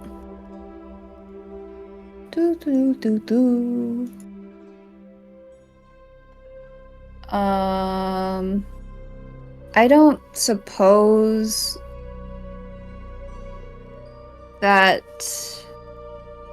my uncanny disguise helps at all. Probably not here, no. Okay. Alright, I'll just roll then with Santiago because he has the better one. Alright, if you want to have someone else spend the hope. Yeah, I'll spend the hope. Niko will spend the hope because he gets it back pretty often. Okay. Alright. Basically, how I'm doing this is, if you succeed, I'll give you more of the map, and then you can choose where you want to be on it. And if you fail, I give you, well, you'll get less information, and I'll pick where you start. Right? Like you can't move further without combat starting. So. All right, that's with advantage, right, for hope? Yep, with the advantage from spending the hope. Woo! 28 with hope, so Santiago picks up a hope, and I'll move us into this scene. Oh my goodness. So you guys... This is ornate. Yeah, so you guys will enter up at the top, up here. Like, this is ornate, this is big. Like, there's quite a path down. These statues are perhaps not as ornate as they are in the art, but they are there. These are You're cutting statues... out. Oh. You were cutting out for a bit. All right, these statues are not as ornate as they are in the art, but they are there. They are what looks like various Teologian saints, and you can see what you assume are prayers written in another language across the edge of the circle, and different, like different things built out into the center. In the middle, this centerpiece is a cavernous hole down towards the depths of Isla Marta. Now, on this artwork, it's pretty smooth, almost glass-like, right? In reality, there are cracks and holes in it, more like a lattice or a web that, even though it's not like actively growing as far as you can see, it's almost like it's getting thicker, becoming a glass plate, right? Growing. Okay. So it sounds. It's probably the echoes. Yes, Niko, without rolling, it's very common knowledge, or at least common mythology, I should say. This is and you just heard the word mentioned, right? This is probably a coagulation, a place where a powerful echo or Yamoin seals off a passage to the depths of the island, right? It's not entirely clear why they do this, one way or the other, or if it's even an intentional thing. But that does mean that this project is growing something. Right. Where are the voices that we heard? Yes, let me place those next. So if we look over here, we've got the two people who are talking. Oh wait, that's the wrong name on this guy. Let me fix that. That's what I get for duplicating tokens as templates. I do the same thing. Not in the tabletop specifically, but copying line art, for example, and not deleting the stuff underneath so I don't have to rename things. So it's sort of like the opposite problem. Yeah, it's shortcuts come back to bite us, but that's okay. Here we are. The two of them are here basically looking down over it. There's a couple more people as well who have been remaining silent. It looks like Valero here has two of his mercenaries with him. And then there's a couple who are working along at the bottom. Okay. So with our... Sorry, I'm still revealing. Oh, sure, sorry. Yeah, there's a good number. Sorry, I shouldn't have said a couple. There are definitely several.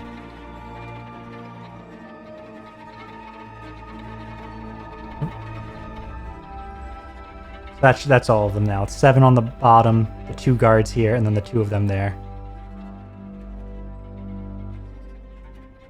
Got it. So are these like statues like pristine, or are they like crumbling apart? No, they're not pristine. They're relatively... I wouldn't say they're particularly aged. They are showing some age. Some of them look like they might have transit damage from being moved. 1 or 2 of them looks like they might have been carved here and are particularly rough facades, right? Like they're not the most artistic renditions of whoever they're supposed to represent. Okay. So my initial thought was I wanted to push these statues to break the bottom. Oh. Mm-hmm. When you say break the bottom, the goal being what, just to like try to delay the project or otherwise? Well, honestly, what I was thinking might happen is that the thing underneath them would start grabbing the mercenaries and pulling them down. Oh, you want to see if you can provoke the creature? Yeah. You know what? I love it. That's a great idea. How you can certainly try to push it. Do you have any special way to do so? Or are you just, all 3 of you are going to get up, do your best? But do our best. Let's see. Because like I said, they're not like particularly falling apart, but they're not, they're not in the best state either. So it's a good middle ground where it's possible, but not easy, right? Yeah. Let's see. What does my whirlwind do? Roll again. No. Let's see. What does Dawa have? I mean, she's a machete, armor up, unstoppable. The resistance, additional damage rolls. Yeah, I don't know if anyone has an overt thing that helps specifically with destruction. Yeah, no, it just seems like the best we can do is like try to push/break it. I don't know if like someone maybe can chop at the bottom and then the rest push. So what I think it would be is it's going to be a strength roll with whoever you want to have lead. You can spend the hope on someone else to give advantage. And how I think I'm going to do this is I'm going to do this giving the I'm going to give this 3, I don't want to call them hit points, but 3 hit points, right? If you can hit at least a 13, you'll get rid of 1. If you can hit a 16, you'll get rid of 2. And if you can hit a 19, you'll get all 3 in one go. Okay, so I definitely want Dawa to make the strength, and I'll Santiago is at 5 hope, so I'll minus that for advantage. You'll minus that for advantage. And then Niko, in that case, do you want to do anything to prepare? No matter how many you manage to get, attempting to push the statue over is going to make noise, right? People are probably going to notice. Yeah, I think I just want to rush. No.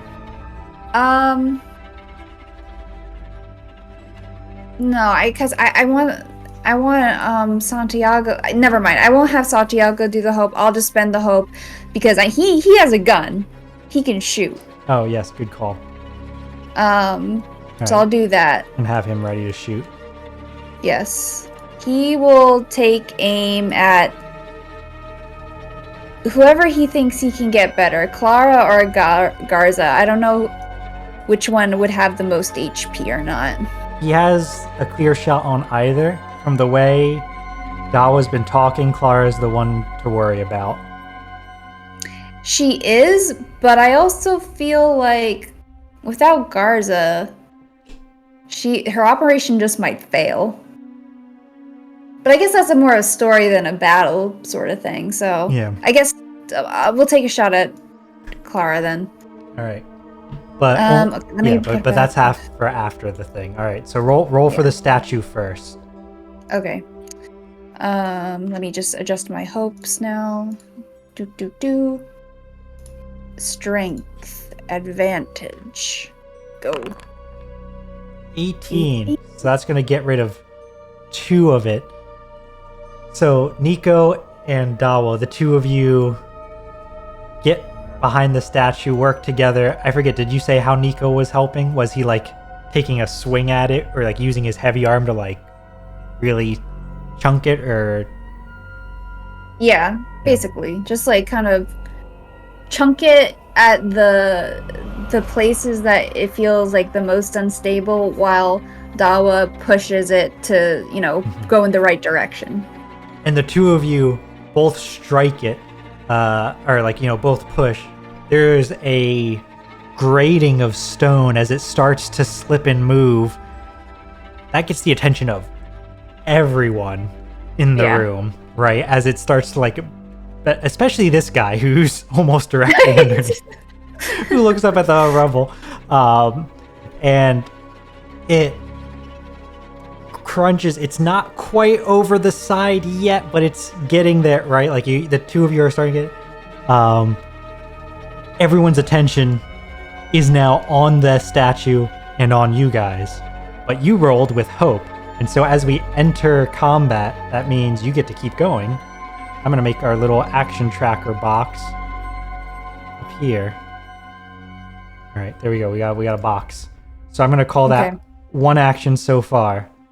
All right, I will spend my next move to do the same thing to reduce the HP to 1 and hopefully get it down there.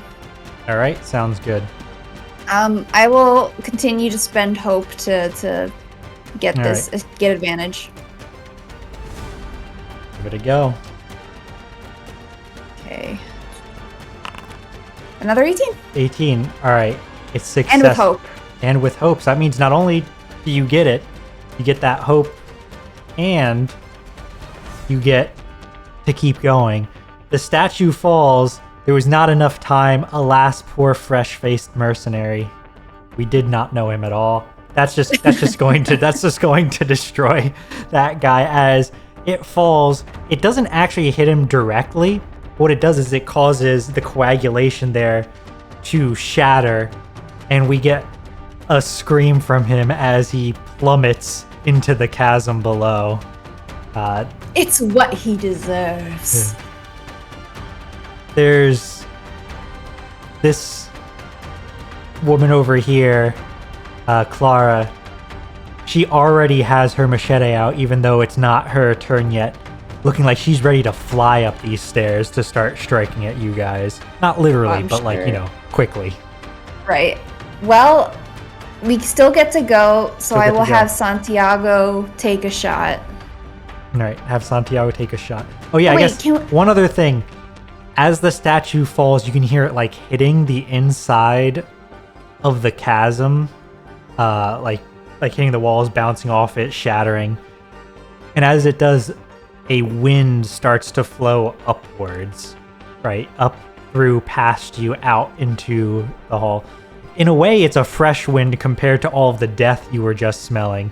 But it also has that sort of stands up the hair on the back of your neck, right? There's almost like a splash of water, like, the spray of an ocean, as well, like a humidity that comes through, a breath from the island. But anyway, continue. What were you going to do? Got it. Santiago is going to make a shot at Clara. It's really too bad that they're definitely not close, but I would have loved to do rain of bullets on that group. Oh, yeah. Yeah. I mean, that was an alternative, is trying to sneak up to them and then ambush them specifically, but I like your statue idea. I think it's pretty good. Something fun will happen because of it. Yeah, I want I want this place to be ripped apart by the echoes.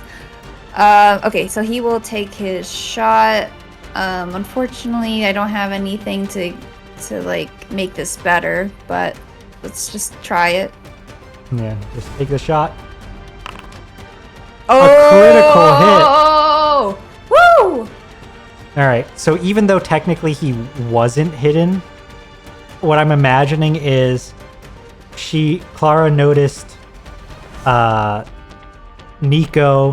and Dawa push the statue over. So her fury was directed on the two of them, and she didn't even notice as Santiago gets that critical hit for 13 points of damage, which is enough to hit her severe threshold, so she loses 3 health off of that. Oh, yes. She's strong, but not immortal.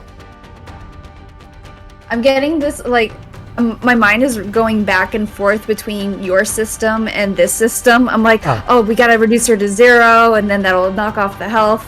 Yeah, that's always a tough thing. But yeah.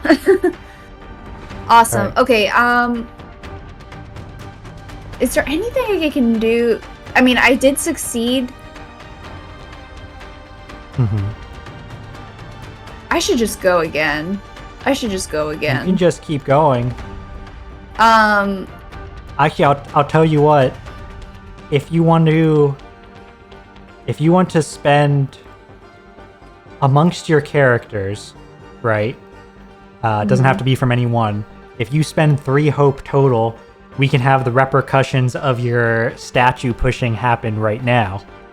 Oh, I'll do that. I just gained a bunch of hope. Who can I draw it from, or does it? Whichever one of your characters you want. Okay, then I'll just take it from Santiago. Yeah, because it's like, technically speaking, what's going to happen isn't on your side, but it's also kind of on your side, at least for this exact second, right? Yeah. All right. So you spend those 3, and you hear the statue hit the ground at the bottom, but when it hits, it no longer sounds like stone. It sounds like it's splintered wood or something similar. Very quickly, up through the cracks, you see growing. So, like, from around here, right, where it passed through, growing up are those hands that you saw earlier. But this time, in the twisting vines, I'm gesturing as if you can see my arms. Yeah. In the twisting vines, they're pulling up slats of wood, boards much like those used to construct the coffins. All of these slats are held together by this tangled mass of arms reaching out from within the broken boards, arms grasping onto the boards and holding it together. This creature pulls itself up, moving very quickly up the side of the chasm. It's just going to come up here and then crawl across dramatically, grab this guy, and can I just roll I think I can roll this. Ooh! It's 23. Yeah, for 14. So it's just going to grab this, like it gets up, comes up, crawls across really quickly, grabs this guy who's reaching for his gun, and just pulls him into it. And that guy is super dead. You hear a scream, and then there's another set of arms poking out. Oh no, that's scary. Ooh. The conjoined suffering has joined the battlefield. Oh my god, I can just imagine it running the really creepy sort of no mask kind of way. Yeah, I could see that. And important to note, it does look like it's very fast, and Niko has never known an Echo or a Yamuin to discriminate really.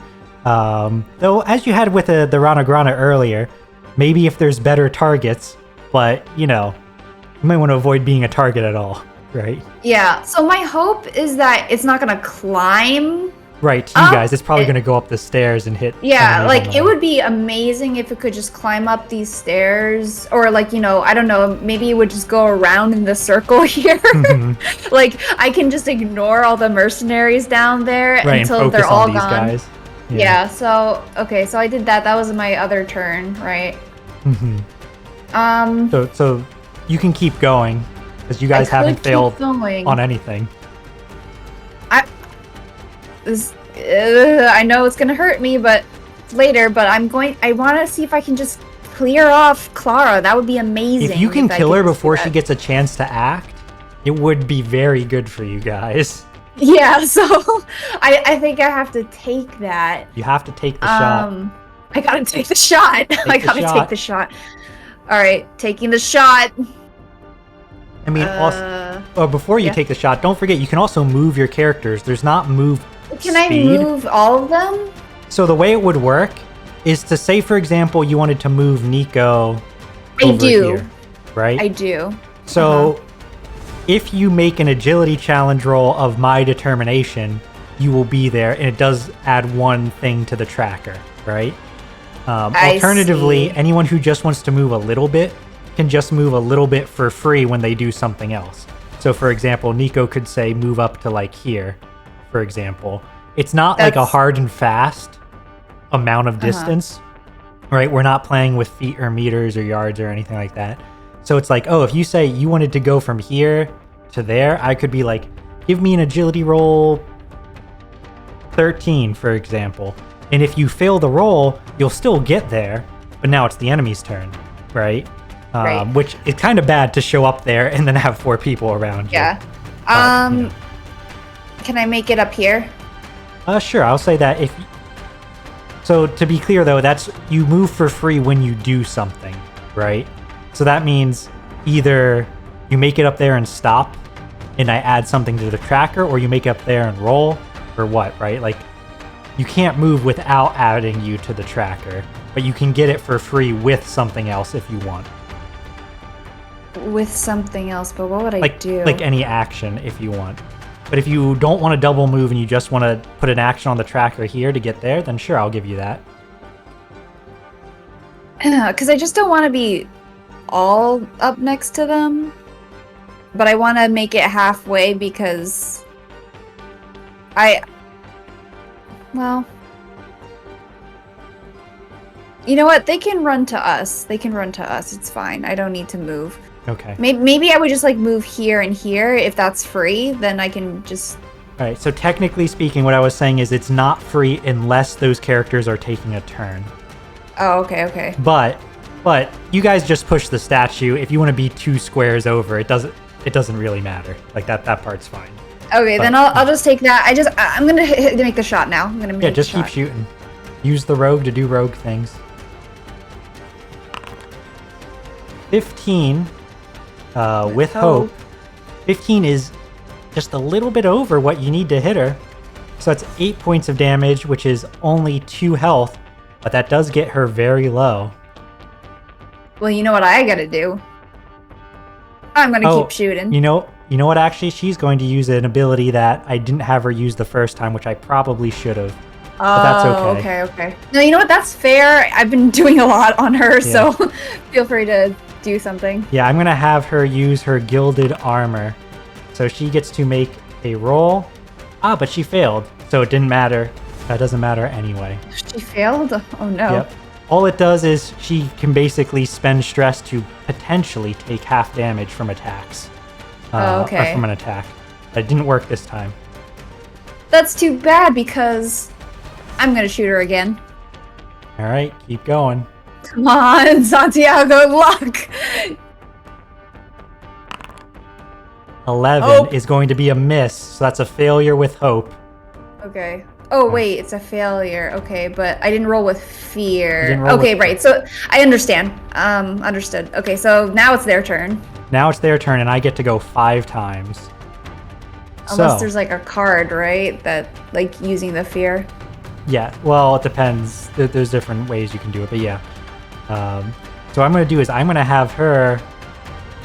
She's going to move up those stairs. Not like that. Oh, she's flying! No, she's not flying! like that. She runs up and around on the stairs. She's scary.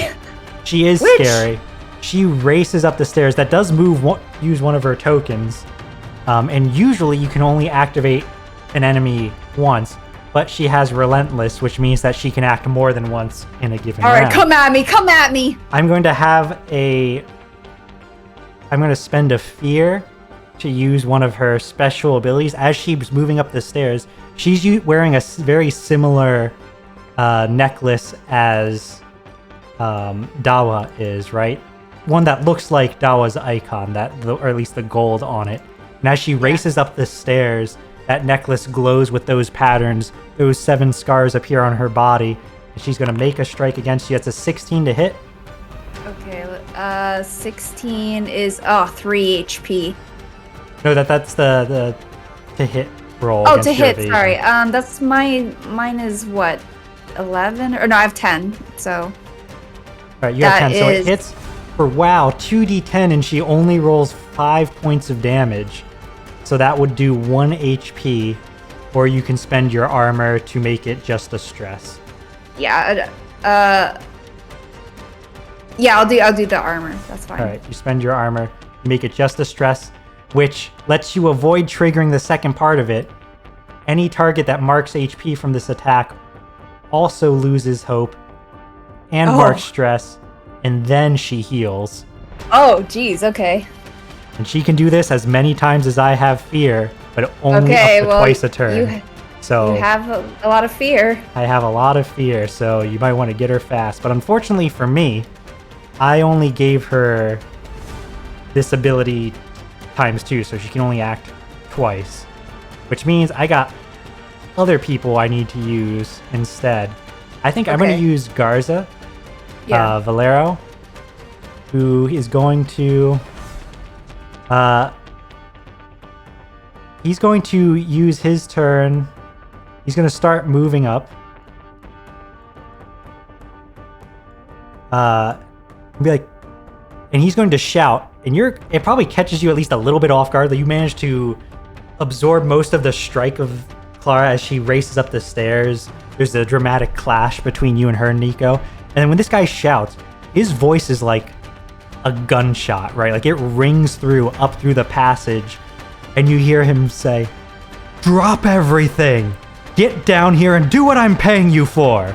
As he uses his special ability, Guard sees them, which allows him to four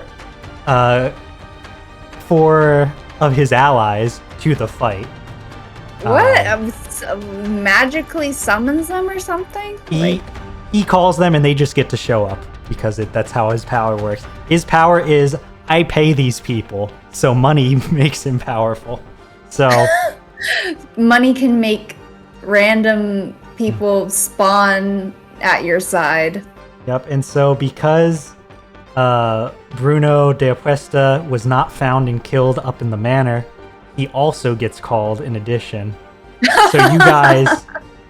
Now, because you know me, I hate it when enemies show up and then immediately act. So even though I have more turns, I'm not going to have them go. But you hear them race down the hall behind you.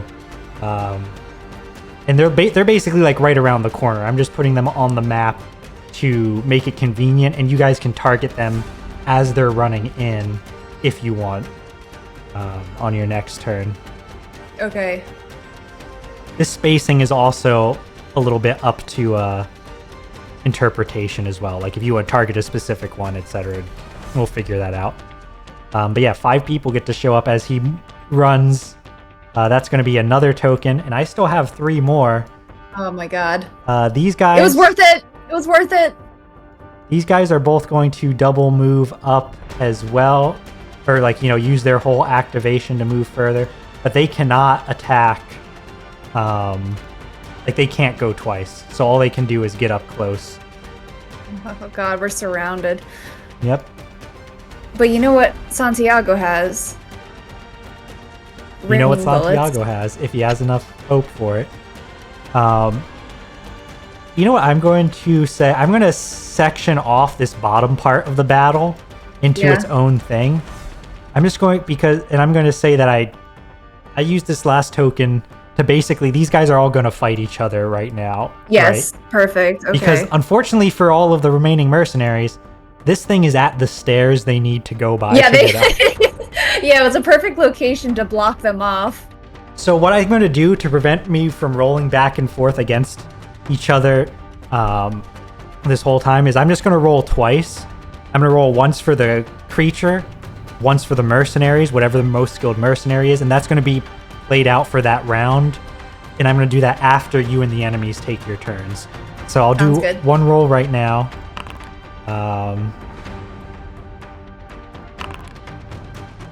Alright, so it looks like advantage to the creature, but not by too much.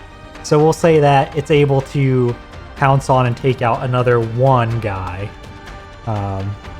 As the other ones close and try to, not because they think they can, but because they have no other choice.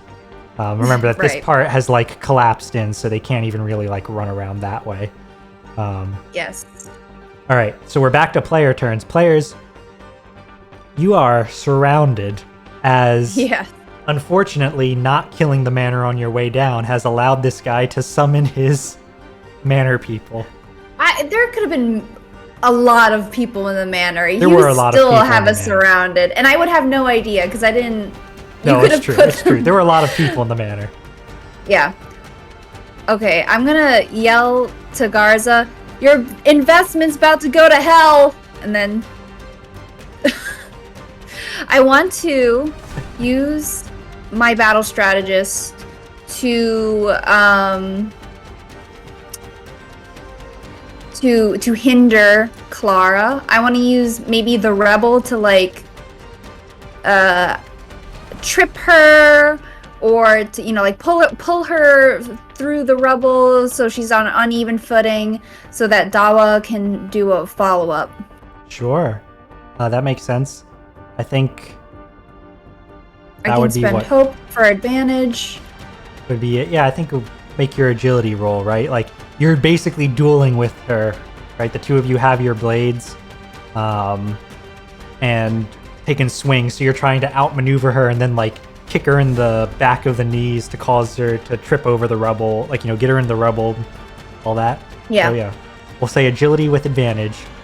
All right. I'm so used to just saying against what defense, but that doesn't matter here. There's one number. A 12 with fear is a failure with fear. Really? Yep, she is a 14. She's a 14 to succeed against. Well, okay, so I did gain a hope from that. You gain a hope from it, but unfortunately, you have failed, which means it's back to their turn. Well, they can only go once, right? They can only go once, and so she's going to use it to try. She's going to spend that fear you gave her. I think right now she and Niko are the ones dancing, so yeah. Even though she might have a grudge against Dawa, she's going to go for you. That's an 18 to hit for 8 damage. Okay, 8 damage is still with 1 HP. So I'm going to use the armor and do the stress. Okay. Oh yeah, yes, that will reduce it down low enough. Stress, she still doesn't heal from it.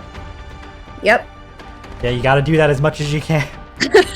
I only have so much armor. Yeah, so. Niko. How does? Tell me what this looks like for Niko, right? Like he has managed to deflect her strikes not once but twice, but he's also struggling to get a blow in. So, like she is fast. Her strikes are heavy, and she's like glowing with supernatural light with each swing. What's Niko doing to? How is he carrying himself with this, right? I think he is utterly unnerved by the ferocity in this woman's like stabbings, and like she booked it to him and was going for blood, and he just senses that blood giving her his blood is not gonna go well for him, so he's just doing his best to like dodge, which is why he probably missed his swing. Yeah, that makes sense. Yeah. Yeah.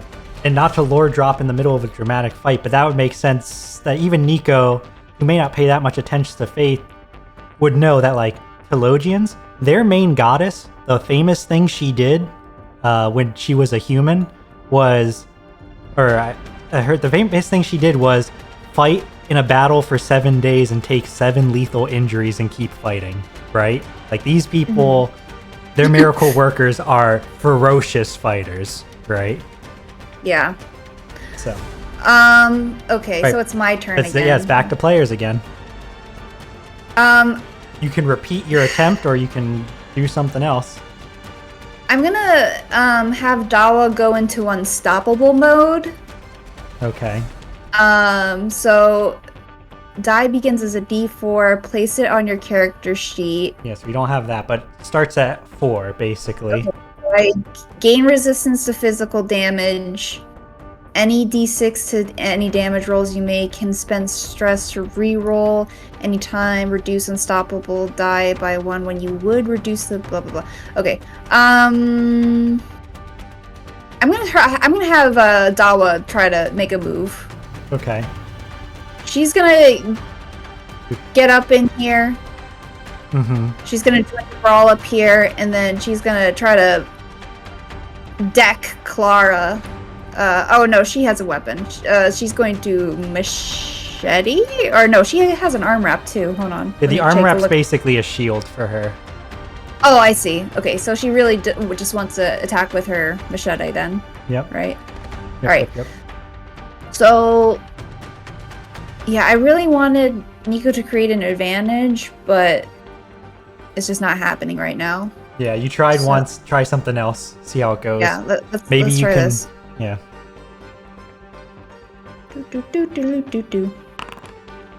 All right, 15 is enough to hit. Nice. All right. So for 6 points of damage, roll a d6 to add more damage to it because of your unstoppable. Yes. And also now we're down to unstoppable 3 because it's every time you rolled it. So that only brings it up to 7, unfortunately.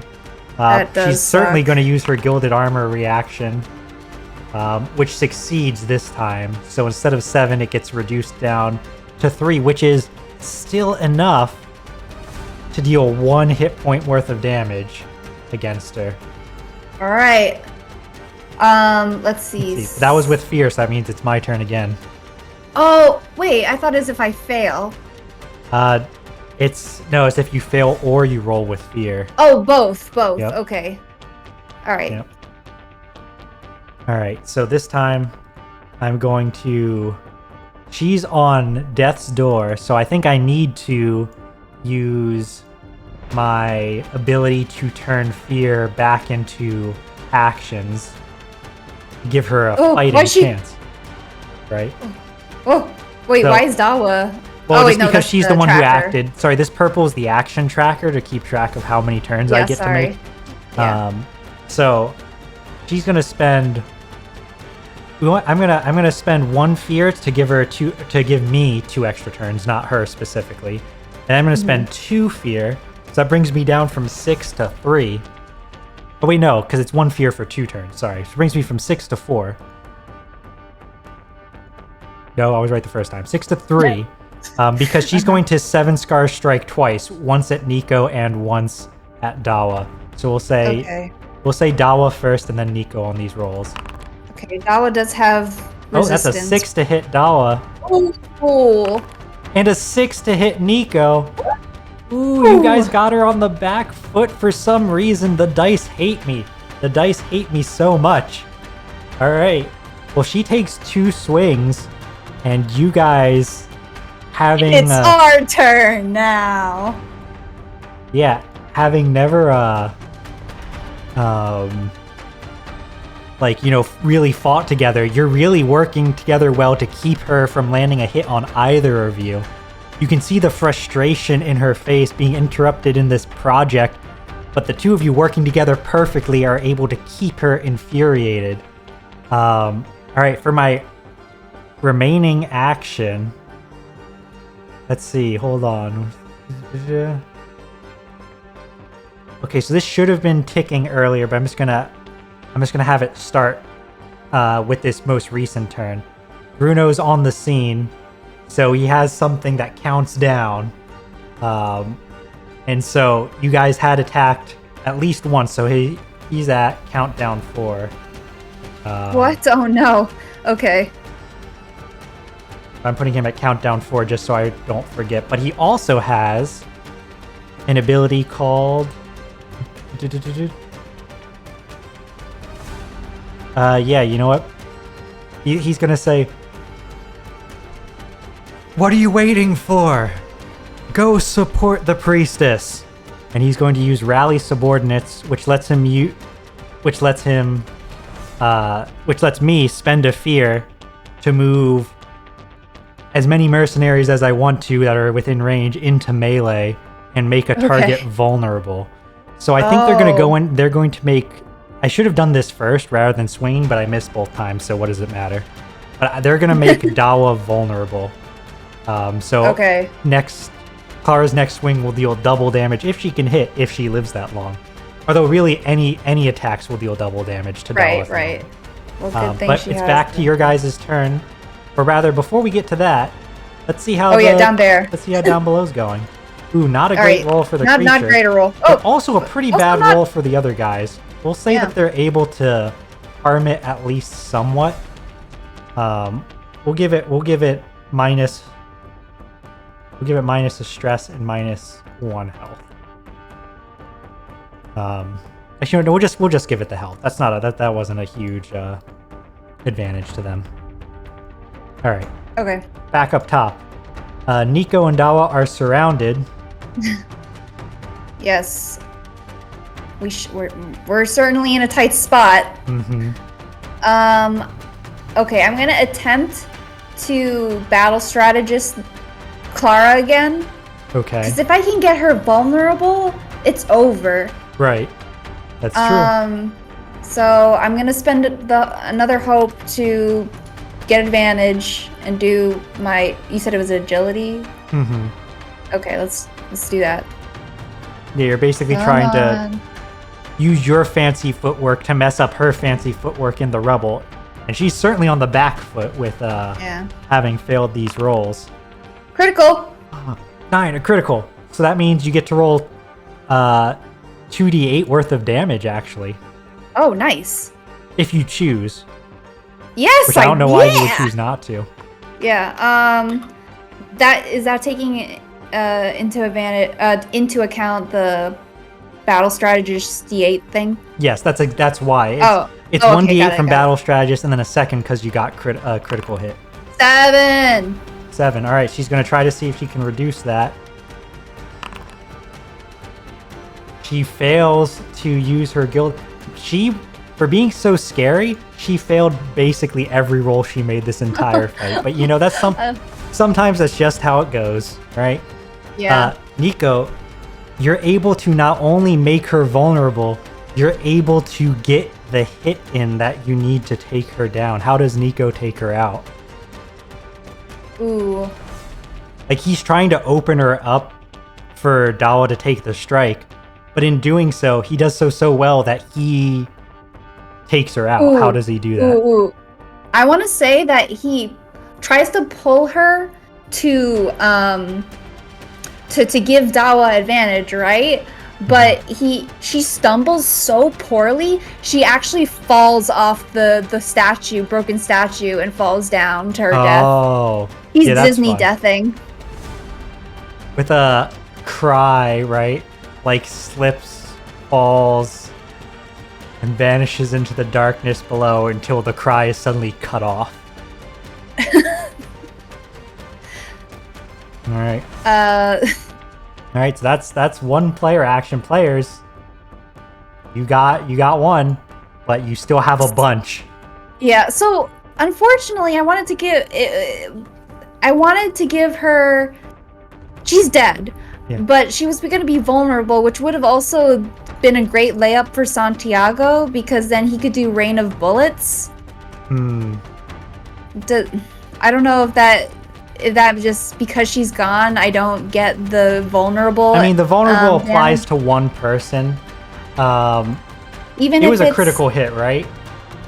Or no? Yes, it was. All right, it was a critical hit. I'll be nice. I'll let you put it on one other target. Which one do you want? I guess this. Oh no, the bruiser. The bruiser. Okay, sounds good. I'm sure you're just doing that so we can actually finish this game today, but appreciate it nonetheless. It's part that, but part also, critical hits should feel good, and you finish this person off in a stylish manner, right? Yeah. Who's to say that this guy isn't so shocked he doesn't notice the rain of bullets coming his way? Okay, so he's not dead, but he's about to be. So I'll put that condition. Yeah. Is Santiago in a position where he's like close enough to? Because. So I'd say he has to be close. So I'd say he can be close enough to. Here? Close enough to them, but he probably can just hit this cluster, not both this cluster and the two on the right. That's fine. He will do the Rain of Bullets to spend 2 hope, so now he's down to 2 hope, to rapidly fire any enemies close to you, make a finesse roll, and all targets you succeed against take a 1d10 physical damage. Right, if they're vulnerable, they take 2d10. Yes, so I have to roll. What do I roll, actually? So you can click on the Rain of Bullets. Oh, okay. And then for the one who's vulnerable, you can roll a d6 after the fact and add that to the attack. Since it's basically saying to make one roll for all targets. If things are vulnerable... Sorry, never mind. So I'm going to do this once. Roll that once. Now roll a d6 to add to the hit roll. Although actually, you know what? You don't need to. It hits all of them. It hits the bruiser even without the vulnerability. Okay. So now you roll 2d10 for the extra damage against that bruiser.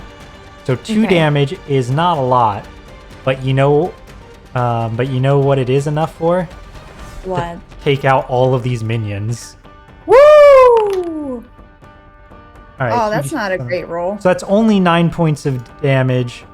Well, I say only, but that's enough to deal 2 to the bruiser who was vulnerable. And then the one who was not vulnerable, the 2 damage is less than his minor, so he just takes a stress. Okay. All right. And that was a success with a hope. What's happening next? Niko's gonna go now. All right. I think he also has a thing. He's gonna do whirlwind. Okay. You can choose to use that after you would swing. Oh, that's right. Yeah, because I have to succeed. So, yeah. Let's do that. Let's do short sword and see how that goes. Aw. Ooh, a 7 with hope. That's going to be a failure, but you do gain a hope. But that's a failure. That's not going to hit him. Oh, well. Which means it's now the enemy's turns. Alright. Garza's going to spend an activation to double move and just be like, he's going up here. He goes past these mercenaries like, you're doing great! And Oh my god. he's not quite out of the battlefield with one activation, but he's gunning it. Right. So He knows a bad investment when he sees one. Yeah, exactly. He's on his way out. Now, I can't activate him twice, or I would have him leave, because he certainly thinks he's important enough to merit 2 out of 3 actions. Oh yeah, you guys attacked a handful of times, right? Yeah. Hold on. You attacked. Niko attacked once. Santiago attacked once. And then Niko attacked a 3rd time. So Bruno is down to count down 1. Alright. What's he mean? Great question. Alright, well, we'll just have to wait and see. But now, I think he's going to go and take his regular turn and join the fray. And by join the fray, he just saw Santiago gun down a bunch of his subordinates. So he's going to run over and take a swing and do absolutely terrible with a natural 1. God, this is why my system, I don't roll at all. This is why. Yeah. This is why. Oh, by the holy daughter. All right. It is... No, I get one more action. And while I could have him swing again, I kind of want to have stuff happen up in this cluster too. So this mercenary up here is going to take a swing at Dawa, which is a 9. Okay. Oh wait, but I think that hits her. She has a low evasion, right? Oh, sorry, hold on. Let me open up her thing. She has a 7. Yeah. Yep. That's 8 points of damage unless you want to mark one of her armor to turn it into Yes. 0 points of damage and take Well, a strike. also, her unstoppable, right? So she yes. has resistance. You're right, she has resistance, so that turns it into a 4, so she don't need to mark armor, she just takes the stress. Okay. Alright, players, your turn again. All right. 2 turns ago... Oh wait, I need to do the down at the bottom. Oh, yeah, down the bottom. 2 turns ago, I thought, if Clara gets one good hit in, that's all it's going to take for this fight to turn bad for the party, right? Like, if she heals up and starts lifestealing, all of a sudden, none of my characters can roll well, and you got half of them dead. So. I know, it's going really well for us. Yep. Alright, it's only a slight lean towards the conjoined suffering. I'm going to say a slight lean for it will let it eat 2 minions. That's just... Oof. These guys are minions. They're not very strong. You can take 2 of them. Bye, minions. Mm-hmm. Alright, player Take turns. your banana and leave.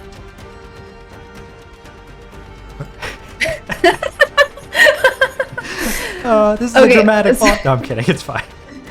Alright, Okay, turn. Bruno just got next to me. To Santiago, that is? Yeah, he ran up to Santiago to start. Okay, let's see.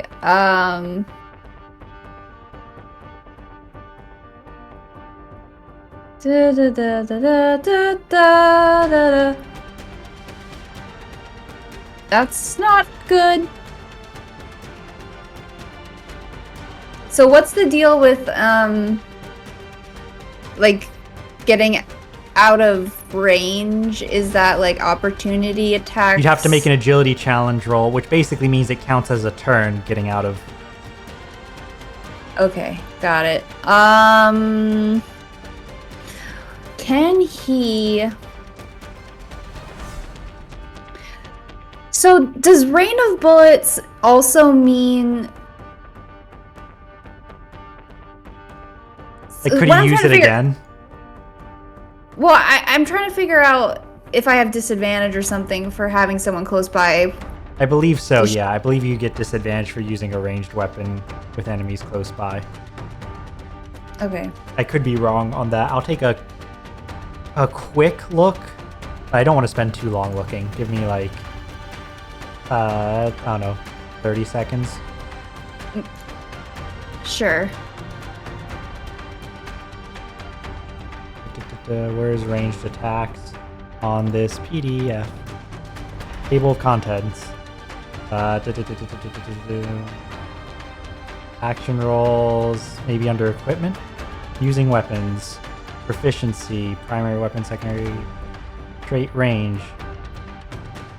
Distance is covered more in maps, range, and movement. Maps, range. It doesn't say anything as far as... Okay. Well, Santiago has good agility. I'm worried Bruno has something crazy going on, so I'm gonna take the agility. And try to get out of it. And try to get out. Yeah. Yeah. All right. Roll agility against Bruno's difficulty. What's difficulty? Basically, it's like it's the number you need to do something against them. They have one number, right? It's their only defense, or really anything, right? So it counts as sneaking by them, convincing them. 24 Nice. with hope is a success, believe it or not. So All right, he's just gonna run all the way over here. okay, yes, getting by you guys. Very nice. I will move my action tracker so as to not cause confusion. Yeah. I'm gonna have him shoot actually at the mercenary bruisers because the allies are next to them, so I can get more damage. Yeah, sneak attack damage. Sounds good. Yeah, sneak attack damage. The one he hurt more? Yeah. Sounds good. I'm assuming he's not vulnerable anymore, or... It just said that they were vulnerable, right? What is... I assume not for... No, probably not forever. Yeah, I think... But this was from your ability. Yeah, no, I don't think he's a bit vulnerable anymore. All right. Okay, I'm gonna attempt to shoot at him.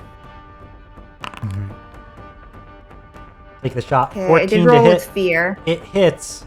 7 points of damage is unfortunately only enough to deal 1. Oh, no, I get sneak attack, so... Oh, yes, so roll your second one. Nice! Oh, that's 15. That makes it 3, so he's still standing, but only barely. Okay. All right. That is an attack roll. So that becomes... Oh, that's not supposed to be Yeah, bruisers, the that's supposed 0. to be Yeah. the countdown. Well, okay, 0. what's happening? All right. He gets to use on my signal. Oh no. Activate this when this creature sees any number of hostile targets. It ticks down anytime a PC makes an attack roll. When triggered, all mercenary sharpshooters fire at their nearest target with a +3 attack modifier. So Okay, but there's only one sharpshooter, so that's not terrible. yes, it's not actually that bad. It's just basically a free attack against Niko because Niko's the closest. With only a 10 to hit. But is that his evasion? Yep. That is his evasion. That's 11 points of damage, which would be -2 health, or you can mark your armor to make it 1 health. Yeah, I'll do that. So armor, stress, health. Okay. You don't need to mark. You don't need to mark or stress this time. Oh, you don't? Oh, No. okay, even though my armor's used? No, you don't mark stress when armor is used. You mark stress when you take damage that's less than your minimum threshold. Oh, okay. All right, so that's for free. So now now I get to move twice. All right, unfortunately, I think I'm legally obligated by Garza, being the person paying, to let him escape as one of my 2 actions. You know, that's fine. Yeah, he's gonna get out of here. Bruno is going to... I don't think his special abilities are gonna serve him too much at the moment. So he's going to just move in and take a swing. we'll go at Niko, because Niko's the one who killed, not his boss, but someone his boss was working with. Aha! Oh wait, no, he hits. No, he hits for 12, so that deals... and you no longer have any armor, so that's minus 2 HP. No. That's my second hit. No, that's my second turn. Players, it's your turn. No, it's the monster's turn. You're right, it's the monster's turn. Monster. Ooh, only a 7. Monster's not doing great. But there's only one guy left, so it's fine. There's 2 guys left. But Oh, yeah. Where's the other guy? Oh, he's a sharpshooter. Got it. Yeah. Monster's not doing great. Struggling with them. Perhaps because it was not quite fully formed. But who knows? That's fine. Yeah. Alright, players, your turn.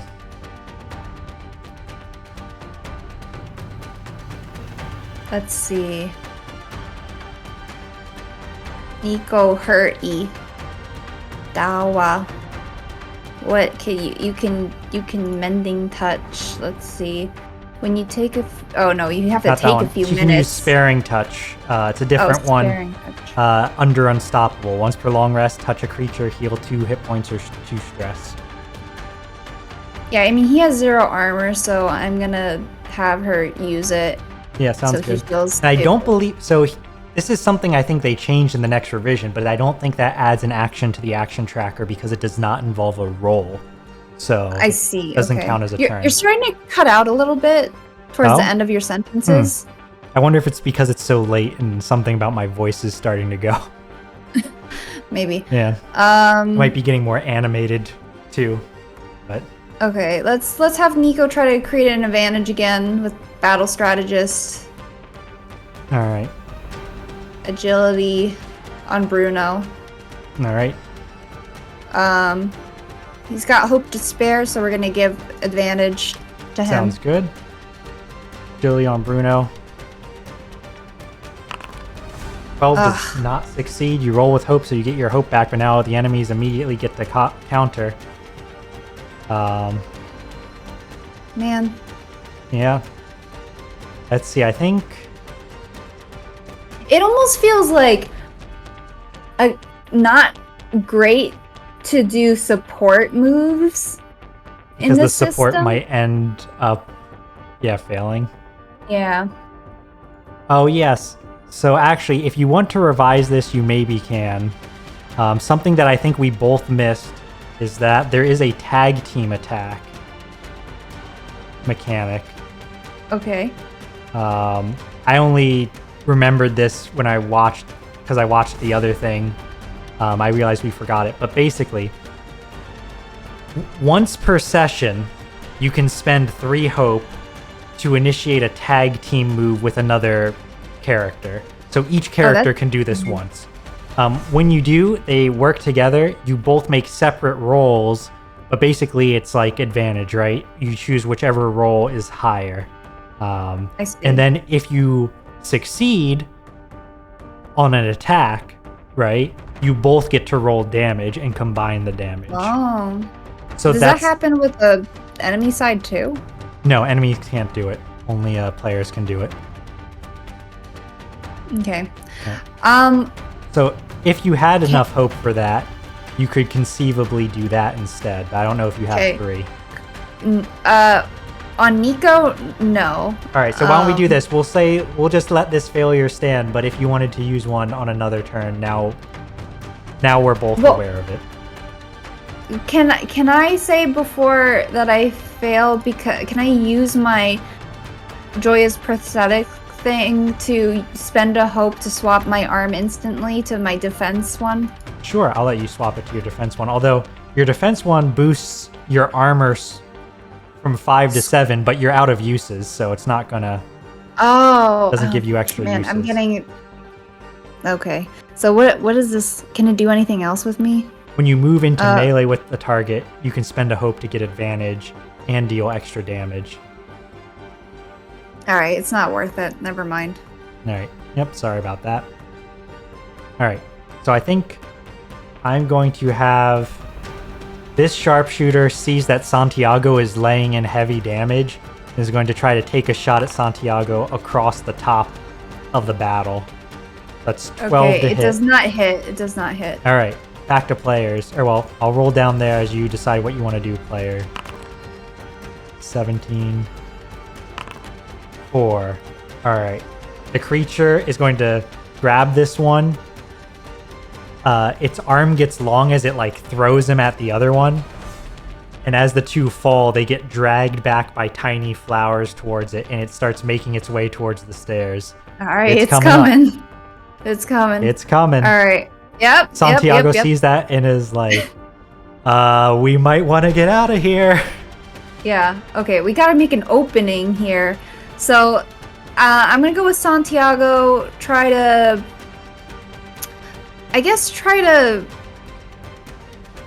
Do I want to do Bruno or the Bruiser who's almost down? Santiago does have you know 2 what? hope. He could Rain of Bullets again. Yeah, you know what? I'm gonna do that. I'm gonna Rain of Bullets here. Do I have to make anybody a primary or no? No, you just roll. Okay. No one's vulnerable though, but really you just want to get It's fine. something. Yeah. No! No! A fear. No! I wasted. Wasted indeed. That's unfortunate. These bruisers are a little damn bit it. too hard to hit. The second barrage of bullets doesn't work. Sharpshooter will. Could I have moved? Yeah, you can move. Okay. There is a gap here from the statue. I just want to be over here again. Yeah, sounds good. I think Bruno will shout, "Don't let any of them escape." So since he and the bruisers are with you two, the sharpshooter will take another shot at Santiago. Oh, This that time hits. That's 11, so that's 2 HP gone. All right. Can I armor use this? Yes, you can. Reduce it from 11 to 8 and reduce it to 1. Okay. Alright. The conjoined suffering is climbing the steps. I'm going to use these platforms. It's climbing 2 of them around. So Got it. you've got 2 more turns before it's right behind you. Bruno's the one that we did the fruit thing to. Fruit thing? No, that was Benito. Oh, Benito. Okay, never mind.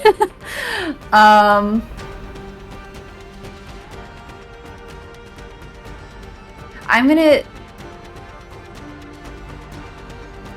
Don't So- forget, so you can try to if I flee just fail- by making an agility No, that's what roll. that's what I'm trying to do. I was just about to ask Dawa if she fails her agility.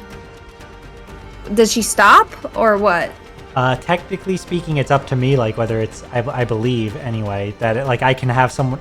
I don't think I can stop people, right? There's no stopping, but I could take swings, etc. Okay. Well, so Niko can just... He had... Oh, wait, no, that's Moose far range, so I don't need to necessarily do that. But he has a decent agility score. He's going to say... I think you got bigger problems to worry about, and then just tries to like duck out of the way and move past. All right, sounds good. Do an agility. Maybe try to bonk the sharpshooter on the way if I succeed. Yeah, Let's see. make your agility roll first. Yeah. Do I get advantage or anything? Or No, probably not. Okay. but that's a success. You rolled with fear. So basically what that means is Niko's able to create a big enough opening for himself to get out, but he's not able to take a swing or, anything else. But you do get out, and that's going to be your turn. The enemies, Bruno's going to see the echo starting to make its way up the stairs. Even though Niko can't, Dawa can, and Santiago could probably see him. There's a part of him that flashes through, like a part that flashes through his mind. He's like, the pirate's probably right, but he still has to at least try, right? Okay. He probably barks, fighting withdrawal, and he's gonna take a swing. Fighting withdrawal. He's gonna take a Okay. swing at Dawa. It's a 20 Oh to hit, my but God. only for 3 points of damage. Because But also she has unstoppable still. oh, she has. So yeah, she takes 1 stress. And then Okay, he'll 1 move stress. back. So do I have like 2 things left of Unstoppable? Unstoppable ticks down when Dawa takes swings. So because she hasn't been taking swings, the answer is no. Oh, so that's a great tanking sort of ability. All right, we're back to players as it moves up 2 additional staircases. We're also gonna do a fighting withdrawal. All right. So can I take a swing, fail, and then move up with Dawa? No, because it takes an agility challenge roll to move out. If you fail your swing, you will not get an attempt to move. All right, she's just gonna do agility then to try to move as well. Sounds good. Roll. Okay, she's not terrible at agility, so. No. 19. Fear. All right, so she's also able to move to get out of melee with those guys, make her way in up towards the the exit. Meanwhile, Santiago's like, "Don't leave me behind," as he's trying to find his opening. Yeah. Ooh. All right, I got a thing to try to do. All right, here's what's gonna happen. Bruno's gonna run up and try to shove Santiago. No. That's what's gonna happen.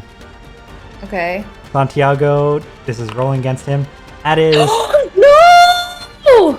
No, that's wrong. That's wrong.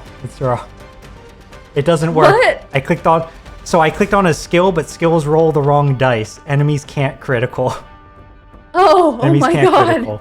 Let me. I'm gonna make a melee attack for him instead. 17 is still going to hit, so I need a reaction roll from Santiago. Give him an agility roll. He can get his advantage from his nimble ability. Okay, I was about to enact that if you didn't. Yeah. Okay. Agility? Yep. Okay. Oh wait, oops. I didn't know I could move these traits around.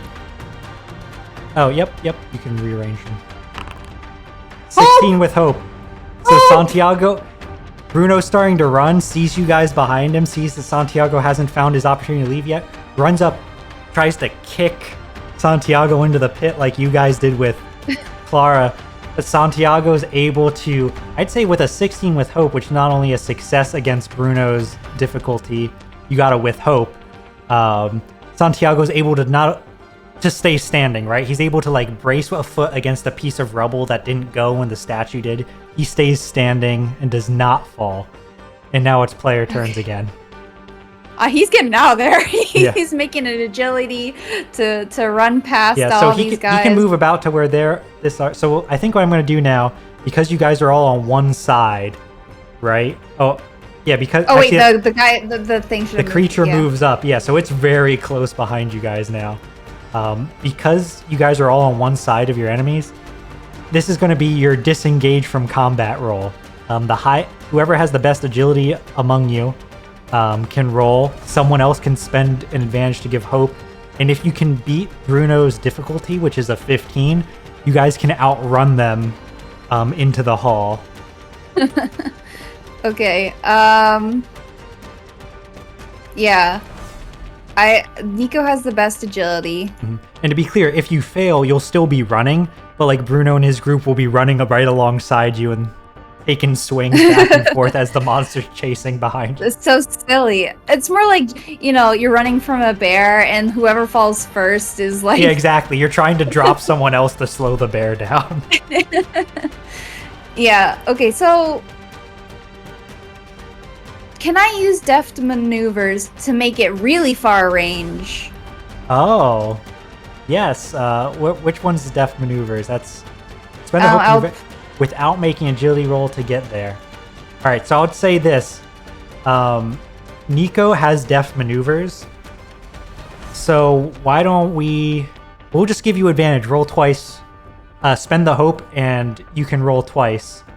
Okay. And take the higher one. And if someone else spends the hope to help on this roll, you can roll twice with advantage on both rolls. Okay, so if I just put the modifier in for advantage at 1 and then roll it again a second time. Is that how it would go? You have to put the modifier in again. It doesn't stick Yes, around. yes. But I'm really just rolling twice, but I'm putting the modifier also twice, right? Yep. Okay. Yeah, as long as you spend the hope from 2 different people. Okay, well that didn't work. Yep, but you get your second try. So roll your. Yeah, my second try. I guess who has the hope? Dala. So and then take it Niko from can her. roll again. That was a pretty bad dice roll from you with a 1, a 4, and a 3. All right, That's a here lot we go. better. And with hope. All right, so with hope, Niko regains hope as you guys make your way into the crucible. All right. You manage to outrun Bruno and the mercenaries as you all start to withdraw. You can hear the yells and the screams from behind you as the set of footsteps fleeing is reduced until eventually it's just Bruno and the 3 of you making your way through. So where are you sprinting to? I mean, so here's the issue. The submarine could be gone. Oh my god, it's right behind us. Oh yeah, this is what's happened. This is the chase sequence. Now this is where it really feels like No Face, No Mask, like because now we're in a tight corridor. It's pulling itself scary. along. You can hear the scraping of the wood. Although, you know what? And just like No Face, No Mask, there's no face. There's just arms and like it's just coffin arms. planks. Yep, Oh but my it's coming. God. It's coming.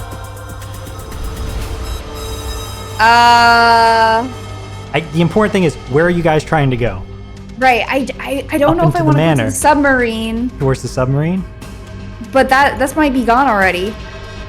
It might be gone already. It's probably gone already. That guy wanted to get out there fast. So we're gonna go. We're just gonna go. Oh wait, hold on. There's one towards the shore, right?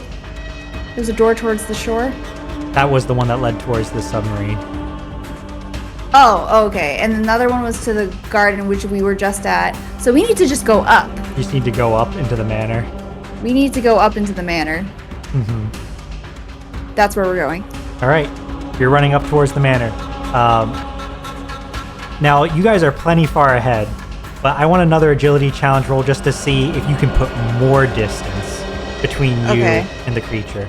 To be entirely clear here, even failing, I'm not going to make you fall behind for this roll, not yet. But I just want to see if you can get further. Okay, so can I enact my deft maneuver still or no? If you want to spend the hope, I'll treat it as you can spend hope to give yourself advantage. And if you want to double dip, actually, I don't think you need to double dip this time, or I'll give you double dipping this time. But yeah, you can spend the hope either from someone else to help you or from yourself to get it using your feature. I think will work. All right, I'll just use it from myself and see how it goes. All right, sounds good. Not great, but hope. Yeah, not great with hope. So you get your hope back.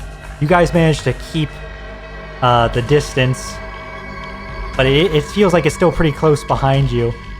Bruno's following you guys too. He probably came to the same conclusion you guys did, that there might not be a boat or a ship there for him. So we're going to move up into the manor.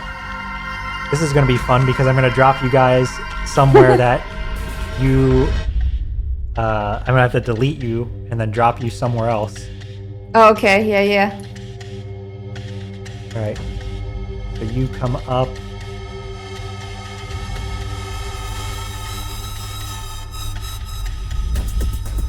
Alright. You come up. Whoa, this tight space. Hmm? I said, ooh, a tight space. Yeah. Alright. So, what's the plan? Where are you going? They're gonna open this door. There's dudes. We're just gonna run past them. What are you saying? What are you doing? Like, what does this look like? Describe it, please. I want to hear. We like burst into the kitchen, bloody, sweaty, and we're what do I even say? I want a witty one-liner here, but like gonna crash into here, take an apple, and then say, to your hand monster's loose, and then gonna just try to move past them through the door. All right, go for it. Hand monster. I think they're too shocked seeing you guys run up from below when they hadn't realized there was a fight going on, I guess. Yeah. So I'm not going to give them any swings. But you run and open a door. I'm just gonna run, open a door. Like they're like halfway through eating. They like their mouths are open. They're just like, Sorry, I accidentally opened that door, but really, I know that there's the garden out here. Yeah. Yep. So I would go this way. Open the door. Open the door. All right. Sounds good. You've opened it. You can move out. Can I go? Yeah, I want to go out of it. All right. You hear Bruno de Apuesta coming up behind you guys. He's heaving a bit as if he's injured, but he is otherwise still alive. There's a lot of dudes here, and they're starting to become hostile. They're reaching for their weapons, starting to draw them. They were all relaxing. We're going this way. All right. Poor Orico. Yeah. Sorry. Yep. Can we all get inside here or no? Yeah, you as you get inside it, you hear splintering of wood as that thing just like rips itself up. It's too big for the building. It like rips itself up through the floor. Yeah, you can go. You can make your way in here. Give me another agility challenge roll now. Okay.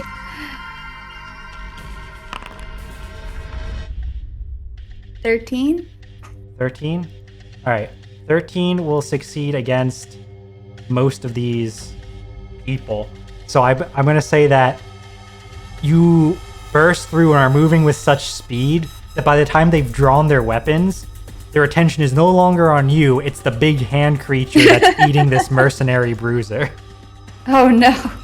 Right? So yeah, that works out well for you. Some of the fresh-faced ones start to leave or start to run.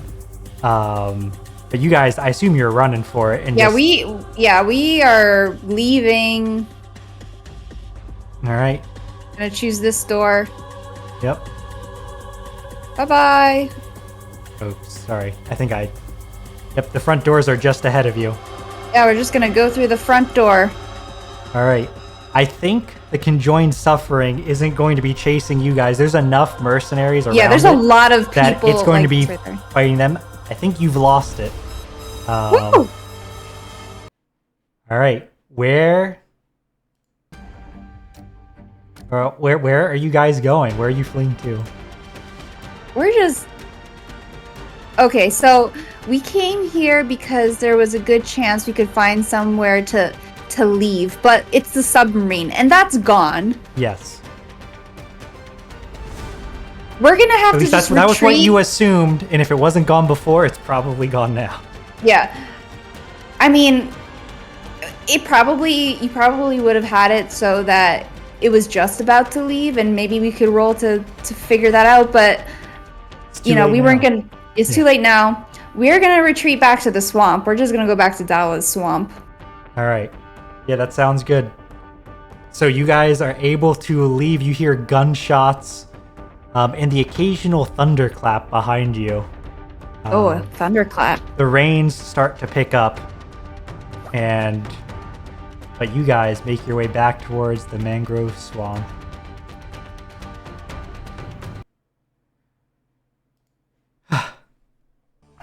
You guys probably don't slow down for a second until you reach Dawa's place, that's a lot of travel, right? Like that's a long distance. It is dead of night, probably. Yeah, dead of night. You all are sweating.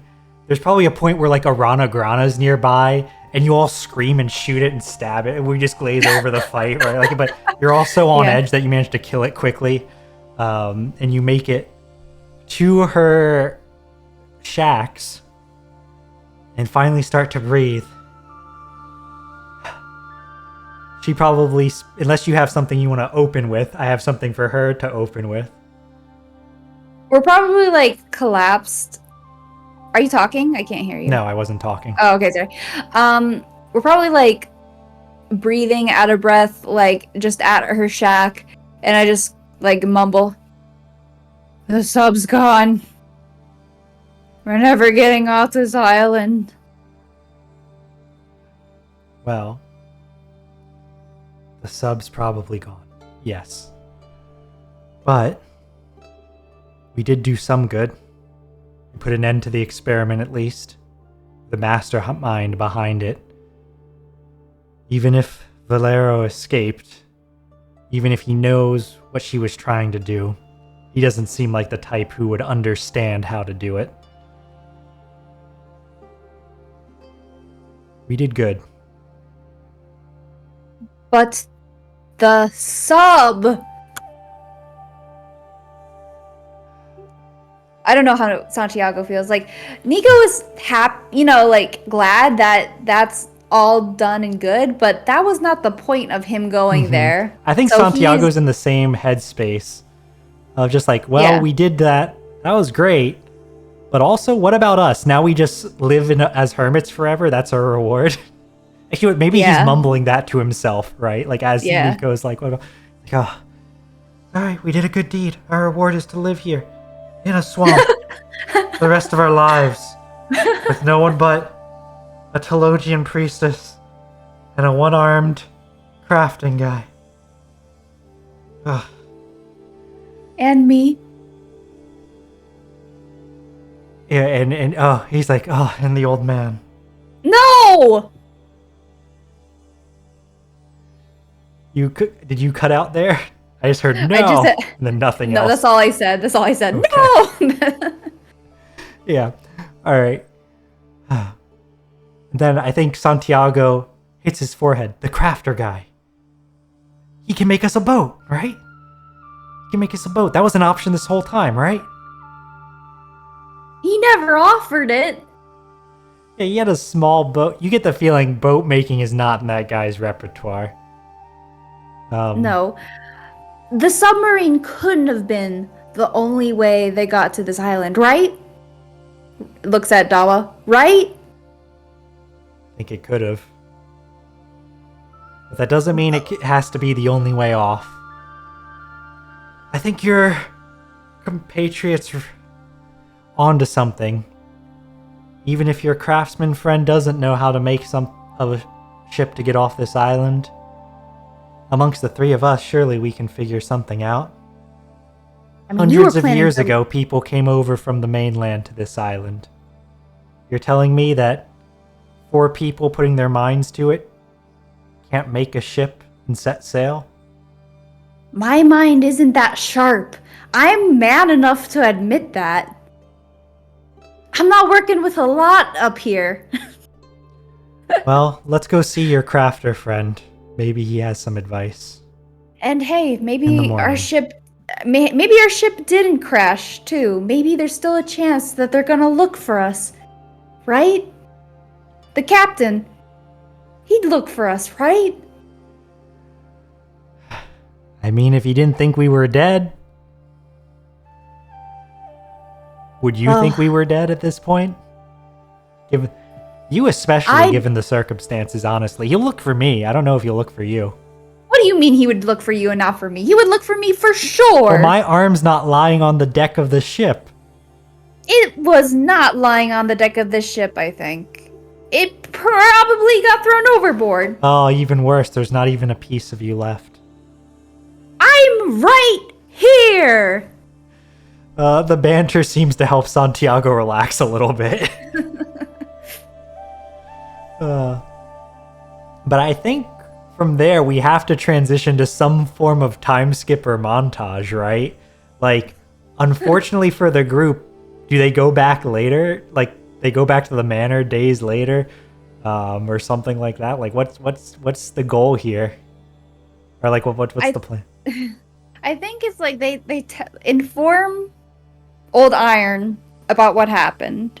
Mm-hmm. They, he'll we'll try to work on a boat because that's going to take a while.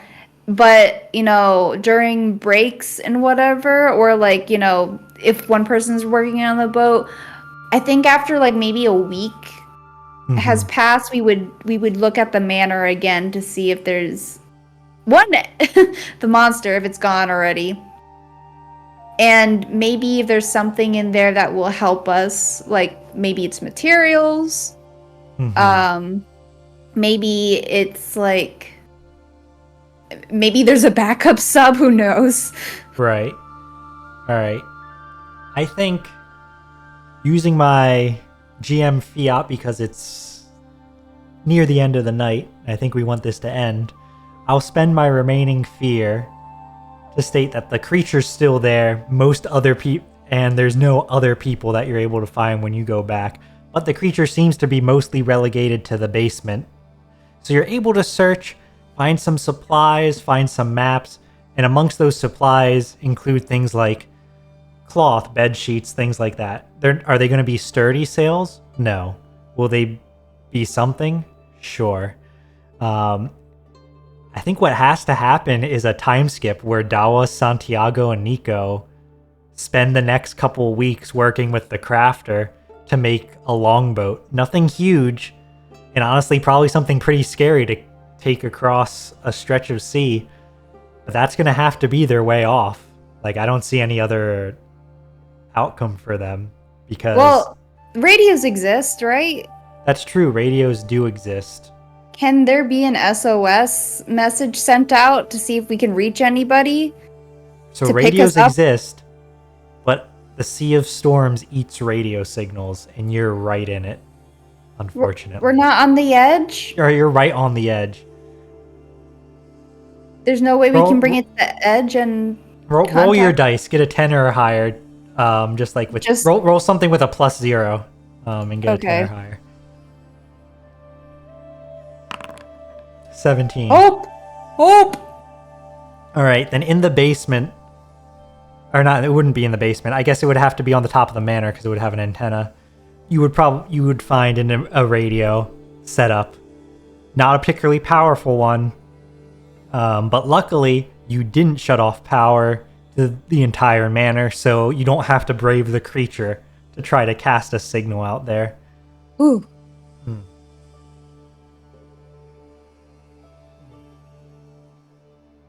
So is the plan to wait for someone to potentially come rescue you, then?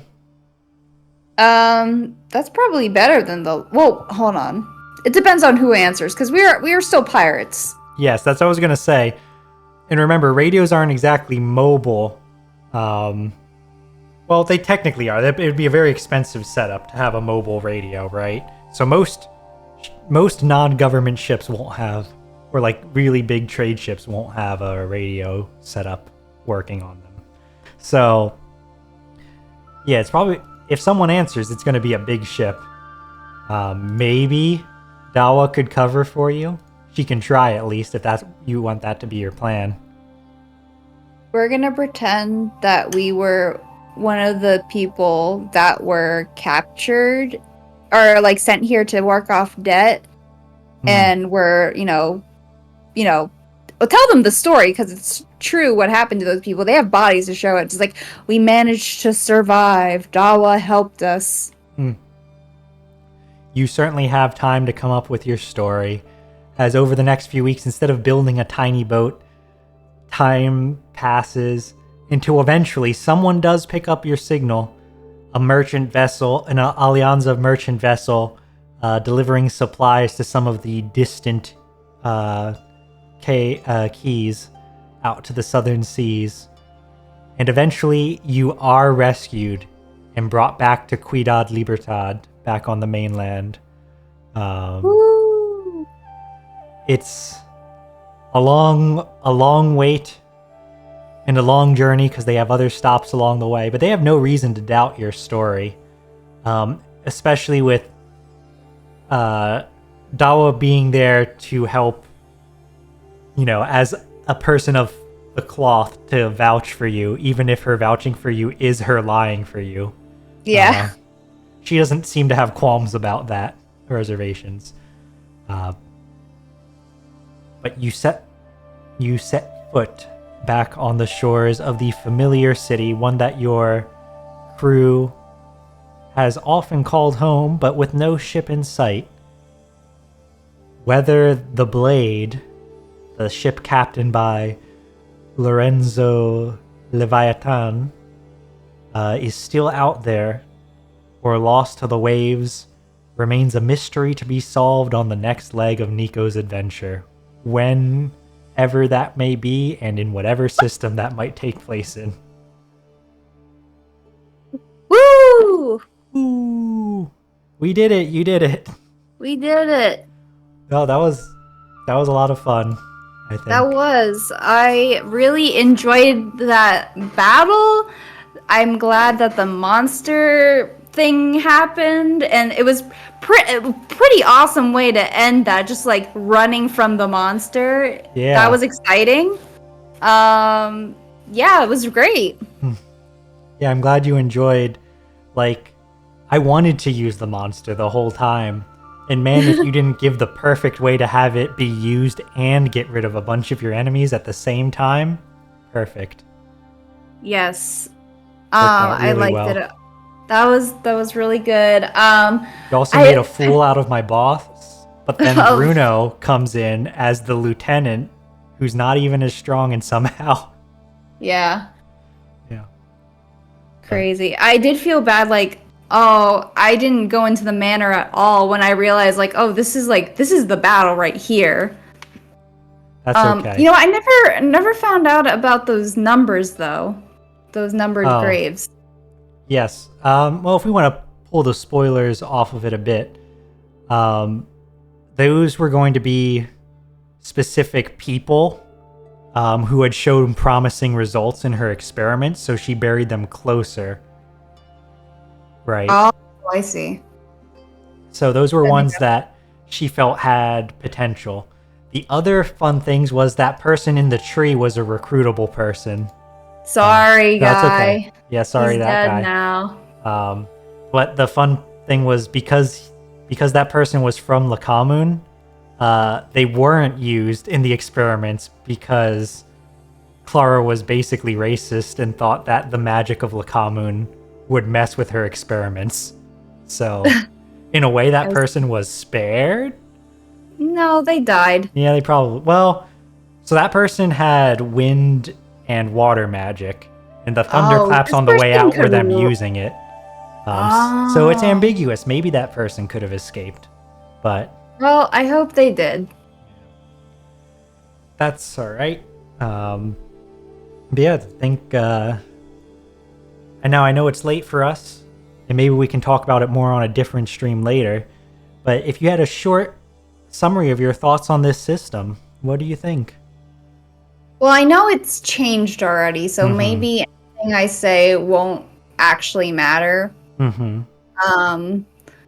But I think what I mentioned earlier, like, follow-ups don't feel... Like, if you're having a poor set of rolls, I don't know how great setup abilities are.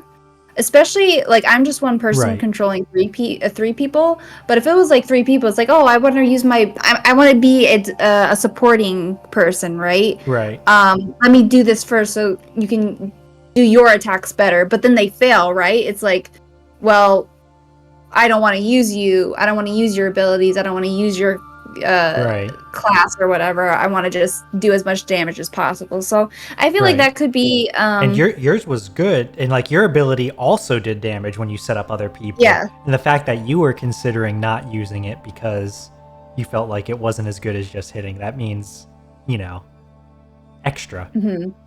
I don't know if it's like my affinity with range weapons or not, but I just felt like, man, I just want to hit with Santiago because they're already in a good position, and that gives him more damage, right? So I should just do that, clear them off, go to the next person. Right. So that is also an interesting issue from like a meta perspective, right?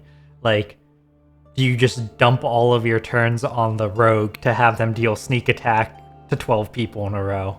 Right, you know? Like, I assume the GM's supposed to cut in at some point to deal with that, but also, if there's not a rule for me to invoke to cut in, what am I supposed to do, I guess? Just say, no, someone else go? Yeah. That being said, I don't dislike the thresholds. Like, I really don't mind you docking from the armor and then, you know, having the stress and having the HP. I can see how that might seem like too much to other people, but I personally am fine with it. I don't mind it, and maybe it's because in your game I'm already sort of dealing with that sort of thing. Yeah, and also you had to deal with 3 characters here. Most of the time you'd only have to deal with 1, you know? So you would only have to know your own armor threshold, your own armor amounts. Makes it a little easier. So you were dealing with a hard... So just like how before, you had a buffed version of supporting, and you felt like, this initiative makes it feel like maybe it's not worth it. Here, you had maybe a more complicated version of how the armor worked. You saying that, but it still made sense to me. I think that's a good thing. Yeah. I think hope and fear is a really fun and interesting mechanic for the GM to play with. I mean, I wasn't the GM, but I like hearing all the different reasonings, because I have a fear, because I have a hope, this stuff happened. Maybe that's like too much for some people, but I think if you're a GM in the first place, you like improving a little bit, you like to guide a story and have reasons to explain it. So I don't know, I do like that about it. Yeah. I mean, you know me, but anyone listening or watching might not. It's like I tend to dislike using GM fiat, even though I'm sure you noticed many instances where I did today, like giving you extra stuff. Right.